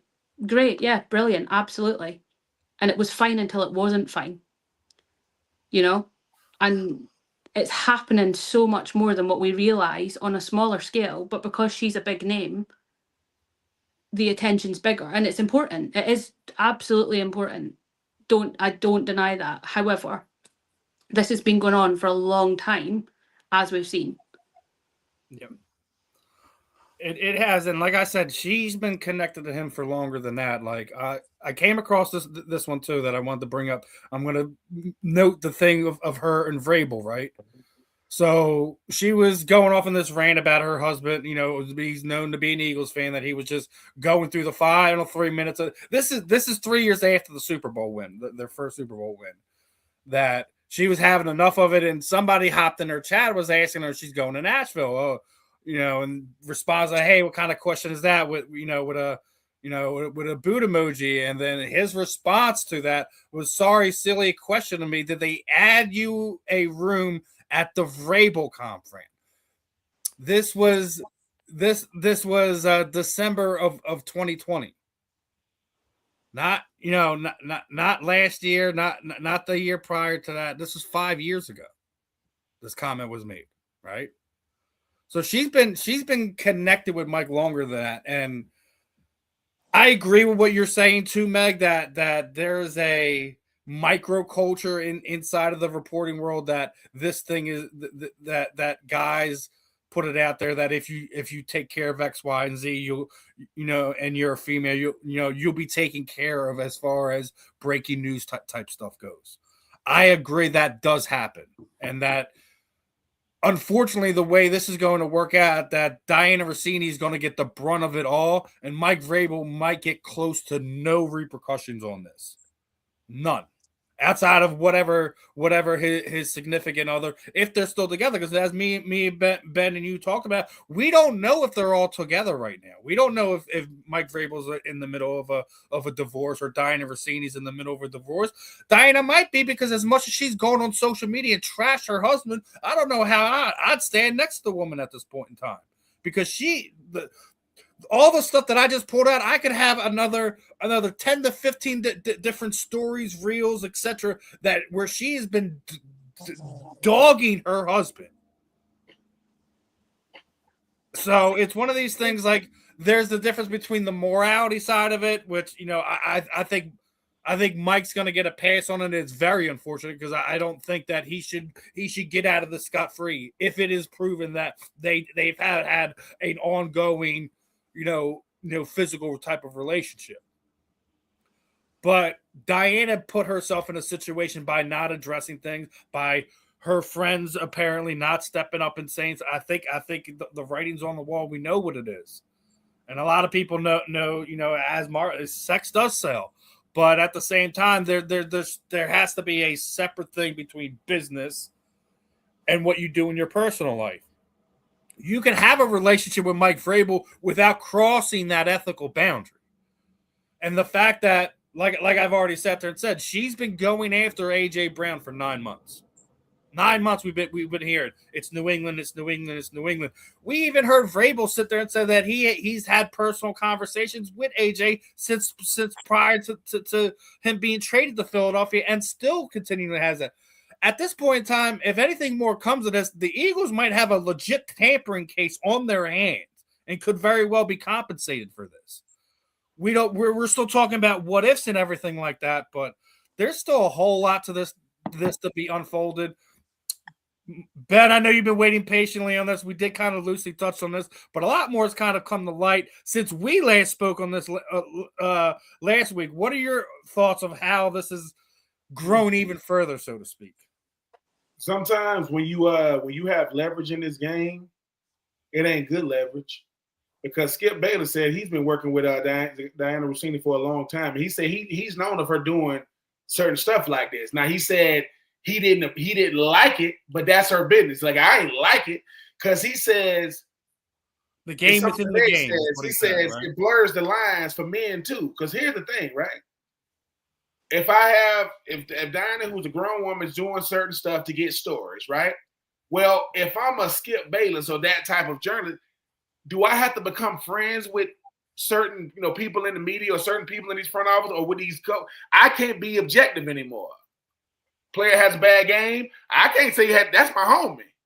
Hey man, I may give you exclusive as long as you don't talk about what I just did. See what, and I do agree with Meg said. We'll take certain people and make it seem like, hey man, it is a subculture. Because you start saying, well, how did that person get this and how did that person get that? And then the only people who know is people within the culture. What Russini has done is saying, hey, it's not that what she was doing. It's been people have given it a blind eye for so long. Whatever she's doing, she ain't just got the ESPN. Because a lot of times when it comes to these situations, we got to look. I'm not here to try to come down on Russini as if she's the only one, but she'll make it seem like because of how big she is, all women doing it, and that's not the case. How does women get there? That's the thing is, wait a minute. Is she really talented to do that? Can she really do this to do that? How do these women start doing WNBA? They got WNBA countdown like NBA countdown. What did they have to do? See, it's that part. We can't keep an individual. But the thing about Mike Vrable used to play for the Patriots. They used to do stuff on the Patriots, right? The Patriots have a culture of blurring the lines, drawing outside the lines, all kind of stuff. If people think that Mike Vrable didn't come from a coach, because he went from a player to a coach, he said, wait a minute. When I was with the Patriots, I'm not saying they did stuff like this, but they did stuff. So he was like, hey, man, I want AJ. Because, people listen to you, right? Yeah, I put stuff out. And it's so crazy because if I was accused of something, and if I do two things that make me look guilty, one is put out a statement and I don't apologize. And two, I settle. Like that stuff makes you look guilty, even if I'm not. But when it comes to the Mike Vrable stuff, he should not get off scot-free. I bring a man's name to your attention. Sharon Moore, former coach of Michigan. Yep. Everybody thought he did it. Oh, he shouldn't have did this. He shouldn't have did that. All charges were dropped. Where's the outrage? This man has lost his job, his reputation. Now, Mel Tucker was different. That's a different situation in Michigan State. But what I don't like is you are guilty until proven innocent, depending on who you are. And Sharon, he dominated the headlines for like a week and a half. But when he I felt like it was like a month. I felt like it was a month we were talking about that. And that was not just sports outlets. That was NBC, that was MSNBC, that was CNN, that was Fox. Everybody had something to say. But when he gets with charges to drop, right before we go to commercial, former Michigan head coach Sharon Moore has been acquitted on all charges. Let's go to break. Now here's the other side of this that I don't like. I was already put the. Why is everyone outside of a few journalists, people stuff? No one's talking about this. It's being thrown on the rug. ESPN's not reporting on this.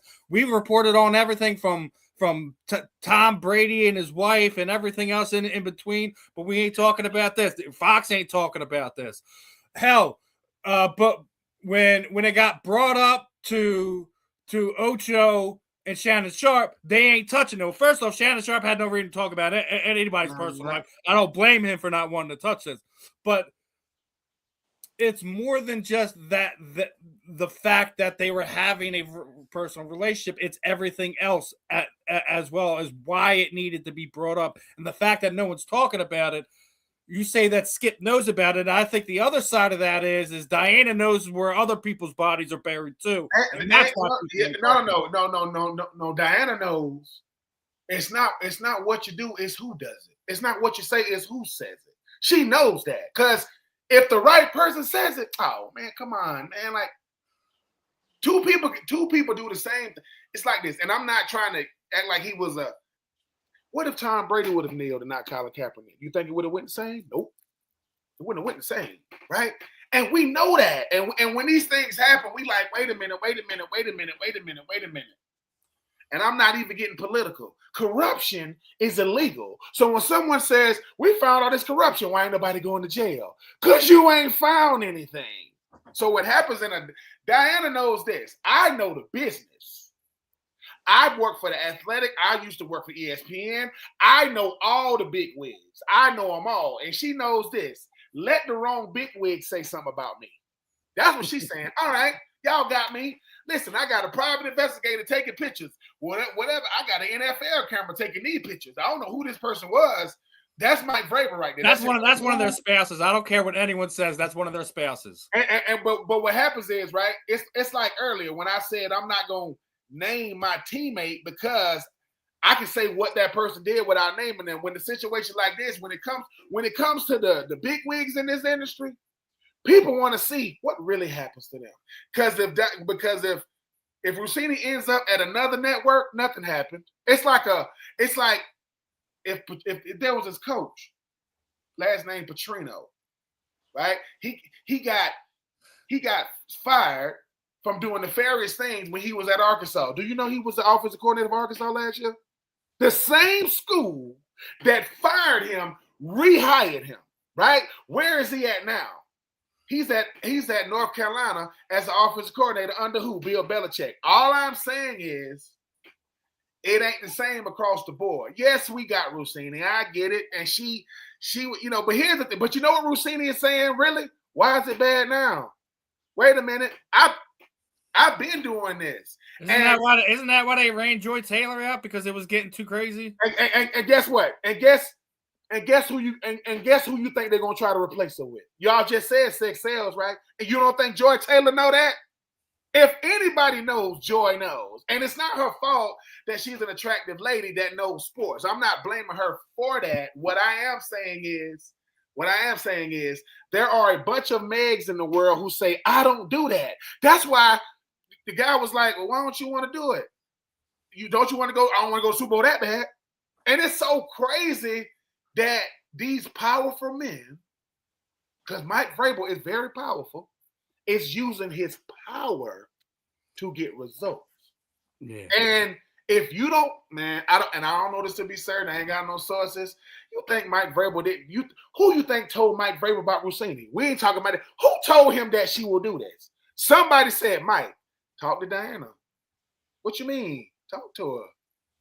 Talk to her about what, man? Just, I'm telling y'all, it's like this.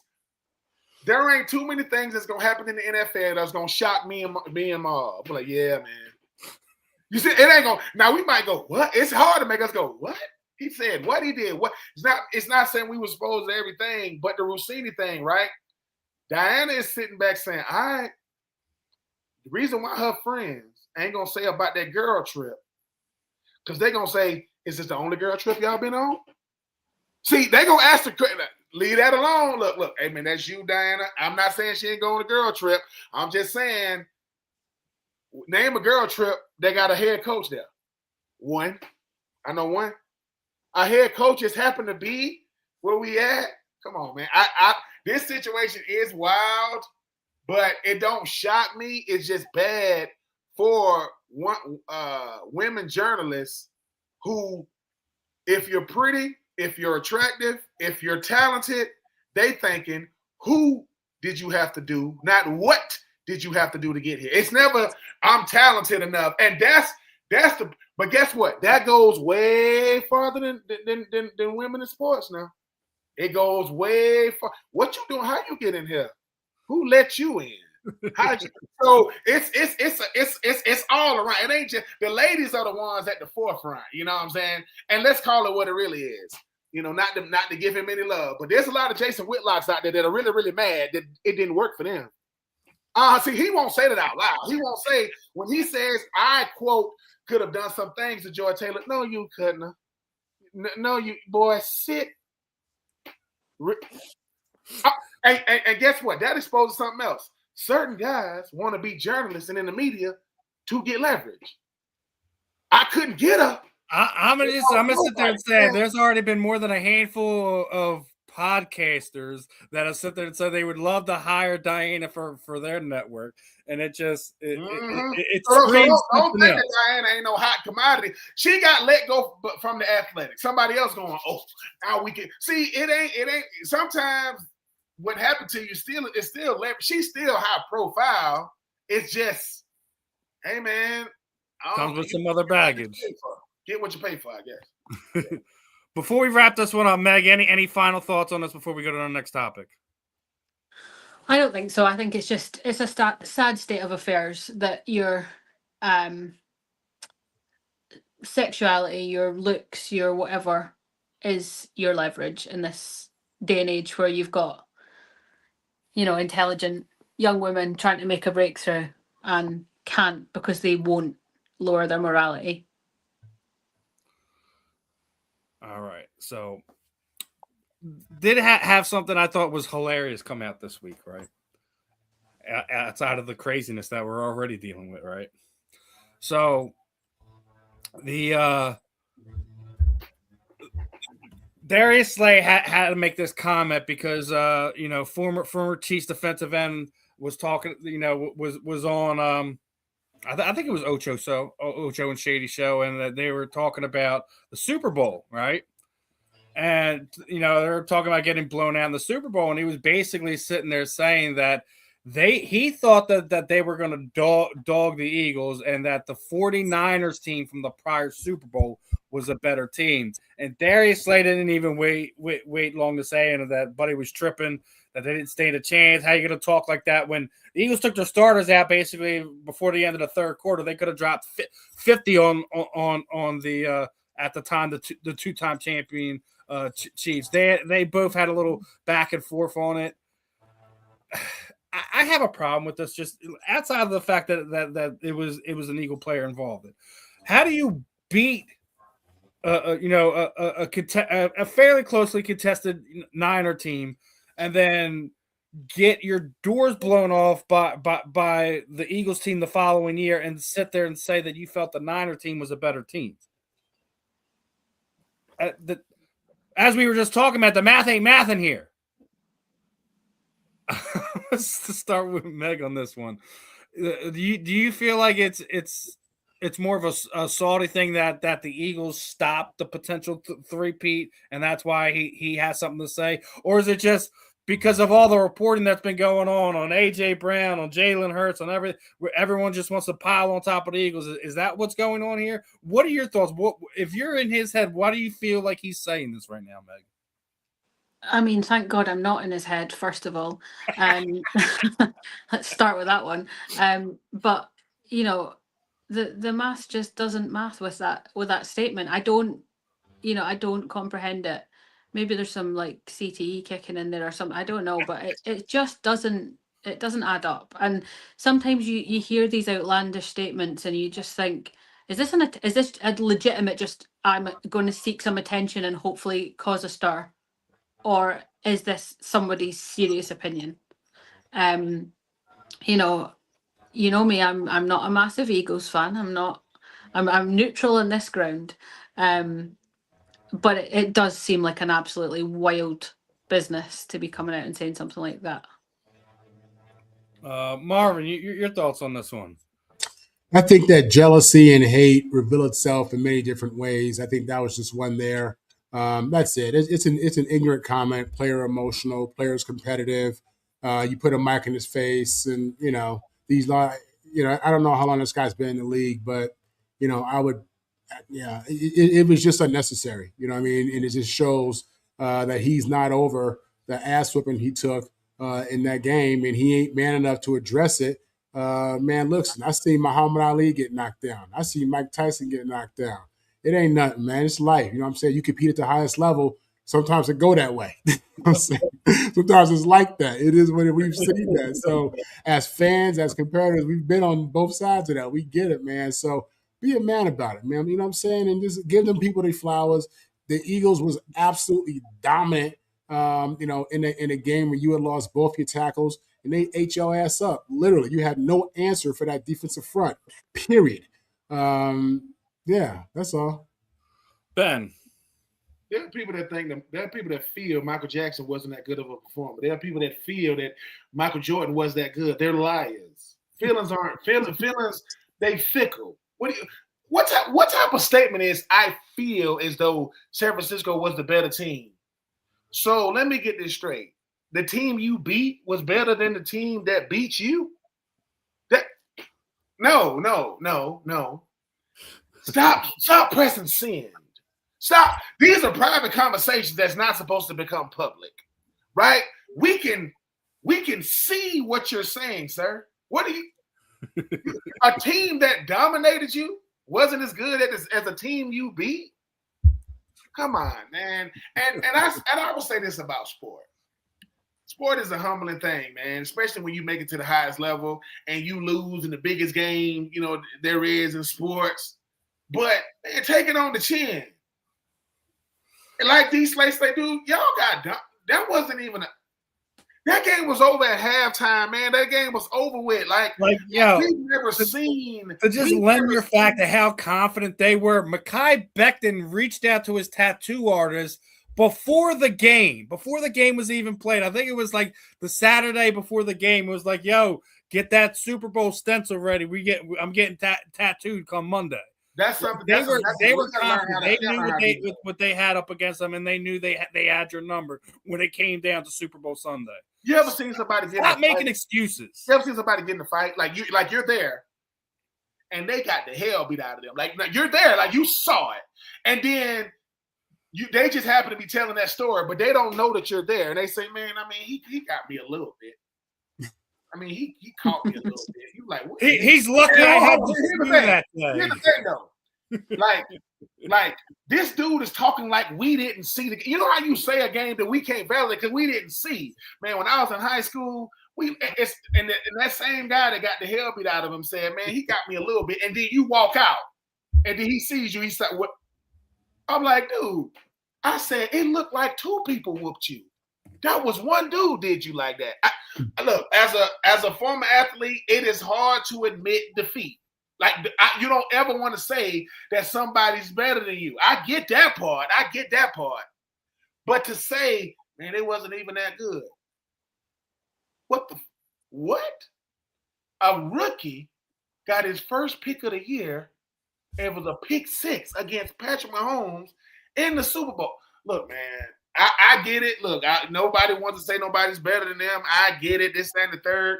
But, sir, you picked the wrong time to do that. That's some sour grapes like I've ever seen it. Like I say, man, there are people out there that really, really think, man, I don't think Tom Brady was that good, man. I think he was all right. I don't think Messi and Ronaldo are that good. You're liars. You're lying to yourself. Like, that is not true. And that's not subjective. People say, hey, man, you know what I'm saying? Everybody, I said, no. Just because Odell Beckham Jr. said $100 million ain't that much money. To him, it ain't. $100 million? There ain't a lot of money when you think about it. Yes, the hell it is, too. That's a whole lot of money. But so I don't get it, but I appreciate Darius Slay saying, look, I'm mild-mannered. I'm very professional, very respectful. But I can't just let everything ride. CJ Gardner-Johnson, I got you on this one. You don't got to say a word. I got you. So yeah, you all right. That's great. Now, got a few more topics. Hopefully we can get through them all here. But I had to bring up this one. Now, I believe Alec Boehm is now the first athlete to sue his parents. Found out that they had misappropriated funds. He has fired his agent Scott Burris and hired a new one. But they filed for an injunction to try to get like almost $500,000 of the legal expenses that his parents took out of the account even after they started suing him. They were trying to get Alec to pay for the legal defenses. At this point in time, I think it's totaling. I think it's like $3 million. That when his parents were reached out to about between Boehm and his legal team, the first thing they did was hire a lawyer. So I think this is. I don't know. I may be misspoken here, but I do believe at this point in time, Alec Boehm is the first professional athlete to sue their parents for misappropriating funds. What's he expecting to get? The money back? Yeah. He can wait on it. I already know what the defense is. We raised him, Your Honor. We gave him everything. That's what I was saying. Marv, what do we look? If I'm getting sued by my children, by my child, let's do it. If I stole your money, that's why I'm being sued, and I use that same money to get a lawyer. What are we going to court for? In the words of Chris Rock, when he woke up in the morning, he said, I had my 3 lawyers. I had to pay for my wife's 3 lawyers. I won. Sometimes, man, hey, man, it don't happen the way you thought. If they ain't, you had enough money to steal, you just noticed it. Go make it again and get separate accounts. Make sure they don't got access to your money. That simple. I don't know what he's expecting to get. It's gonna look good, but you know, he gonna be getting that money. What type of installment do I get for $3 million? What type of installment is that? What do I pay a month? Man, please. We'll see. Meg, your thoughts on this? Alec Bohm suing his parents. In terms of the morality of it, right? I can see, like, if it was a stranger and it was, you know, a random, I don't know, agent or whatever who had misappropriated your funds, you'd be after them. You'd be on them and you'd be saying, I want my money, like, full stop, right? And I get it. I kind of respect the fact that he's saying, well, just because you're my parents, you don't get away with that.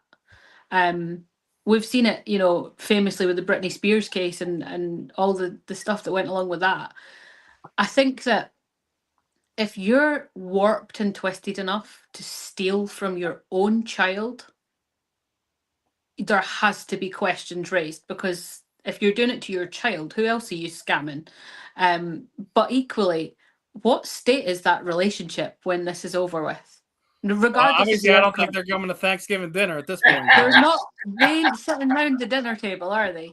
You know, no, definitely not. Definitely not. But it's interesting because I was reading into the breakdown of the funds that had been misappropriated, and some of it was like outright just there was, I think, just over $500,000 that had been, you know, directly just taken, and then the rest of it was in like stocks and shares and putting investments in certain things that they were invested in. And man, it's twisted. And this is where, you know, keeps family and business separate.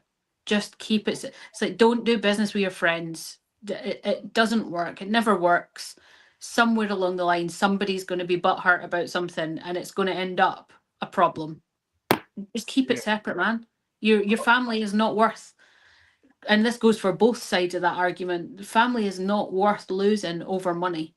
Full stop. Hopefully we don't hear the kid from Washington, Daniels. Hopefully his mom is keeping things on up and up, because she's his agent at this point in time. Mm-hmm. Not only is she keeping the females away, but she's also it's an interesting situation. What about your thoughts on this one, Marvin? You know, Alec Bohm suing his parents. Is this a weird thing for you to read up on, hear about? It's an unfortunate matter. It is, you know, like Meg said, it's really a morality thing.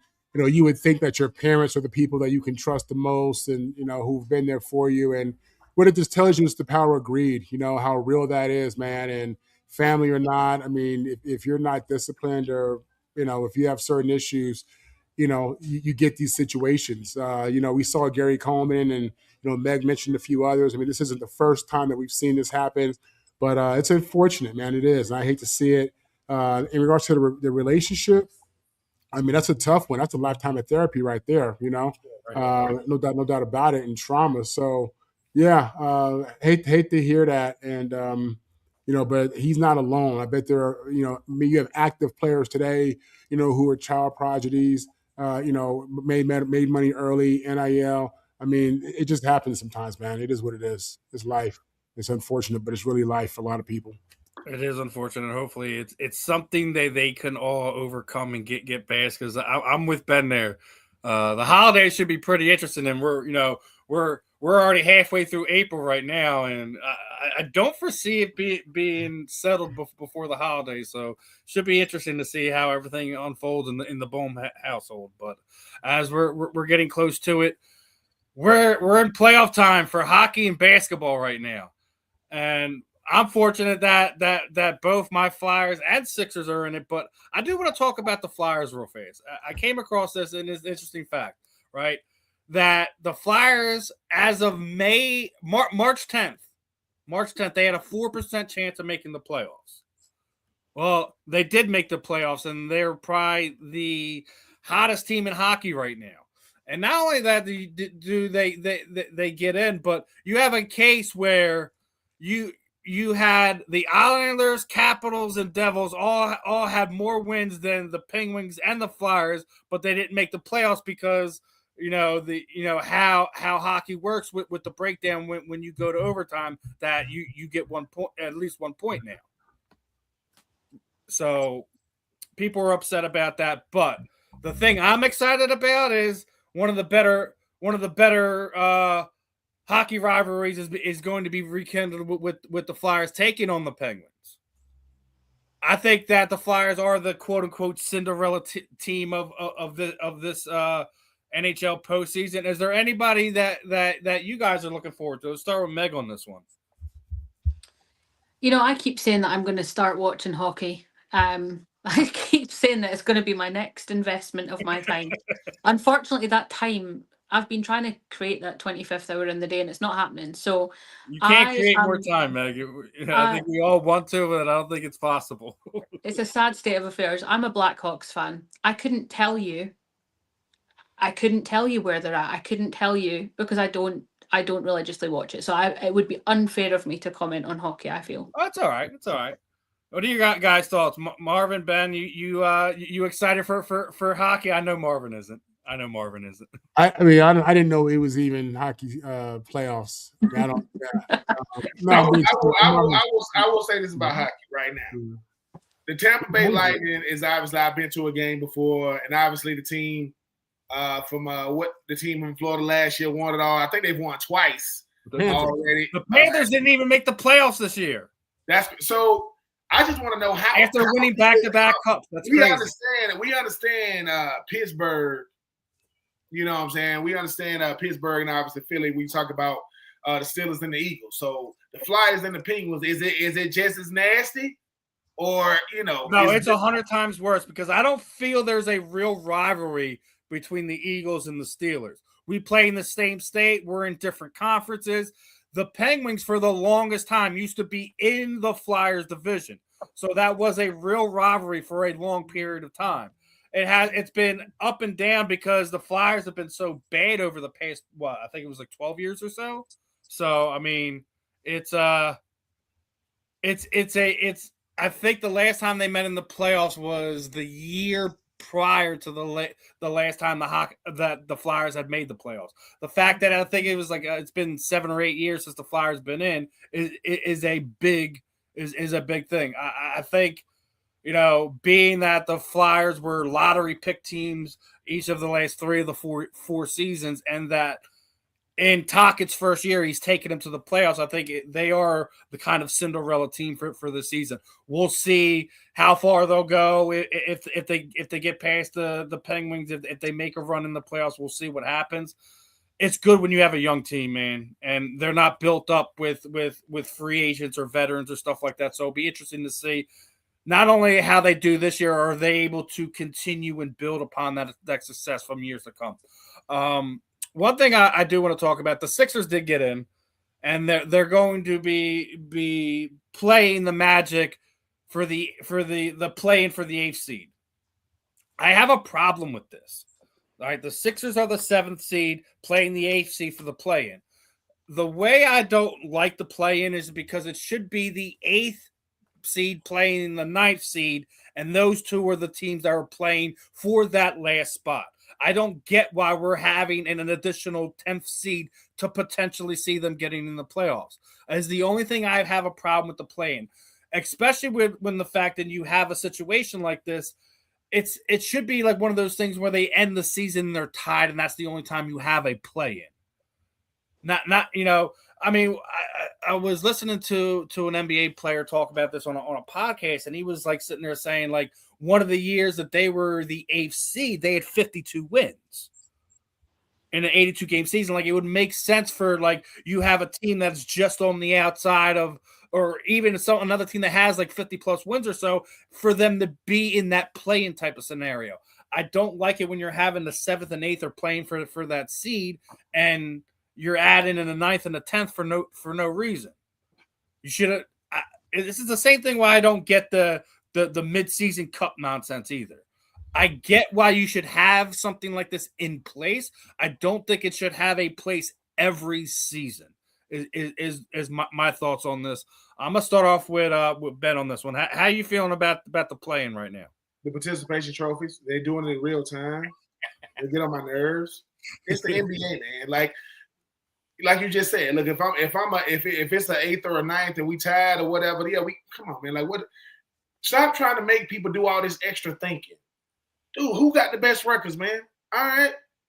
Well, yeah, but kind of how we win or whatever. No, this ain't like baseball to where, man, like all them games still come down to the last week of the season. We talking about some teams, the Hornets, LaMelo Ball. I'm just saying, like, hey man, come on, man. Let's stop. Now, playoff basketball is the best basketball. I think it is incredible. Playoff basketball is, and that's the only way you get some rest. The only way you get some rest, you got to sweep them. And hope that the other team you playing go 7 games. But yeah, this in-season cup thing, yeah, we won the cup. Yeah, because you ain't gonna win no chip. That's why you're not gonna win one. We won the cup during the middle of the season. Man, these make-believe, that's not even real. What is that? That's what is a cup? We can drink out of it. Man, stop that nonsense, man. Marvin. Yeah, I'm with Ben. I mean, to me, the NBA is top heavy. Now, it's a tournament. Anybody has a shot. You got to win it. You can't just win a game on paper. But when you're talking about the 7th, 8th, 9th, 10th seed, what are we really talking about? You know what I'm saying? Like, I don't give a damn how you want to mix it up, cut it, slice it. They're gonna be out anyway, right? So it's this is just what you get when it's not football season. We got to create more narrative. No, you got a microscope on everything just because this is how we live it. You know what I'm saying? So yeah, that's so relevant. I mean, Steve, I understand your point. Great topic for discussion, but at the same time, it's kind of like, what are we talking about? We know who the killers in the West. We know who the killers in the East. And it ain't nobody in the bottom of them standings. So that's it. Mag, your thoughts on this one? Do you enjoy the playing or no? I don't. So I recently started an NFL radio show here in the UK, and a lot of my issue, it's the first one of its kind, and a lot of my issues are that my listeners are UK based, right? They don't understand football necessarily, all of them. They certainly don't understand the NBA. I'm having to go back, strip back, and explain how the draft works. I'm having to explain how football works weekly. I'm getting questions coming through, right? Now, I got asked if I would set up an NBA radio show, and I said, oh, hell no. There is no way that I am going to waste another 2 hours of my week going through. I just want to talk football, man. I just want to talk about the actual game. And then to add basketball and have to explain play-ins and why X and Y are, it blows my, I mean, I understand it, but it took me a while. Can you imagine us overseas people here who we've already got the complexity of soccer leagues and promotion and demotion and all? Come on. Absolutely not. Unnecessary. All right. Last one is for my 2 Atlanta fans down there, right? Me and Ben talked on this last week. You got Angel Reese is there in Atlanta. If you're getting up a nickname for Angel Reese and Brittany Griner, what nickname are you gonna give them to? Hold on. I'm gonna start off with Ben on this one because I love to torture Ben. You're asking for us to come up with a nickname? Yeah, I'm forcing him to come up with a nickname for Brittany Griner and Angel Reese. Let's see.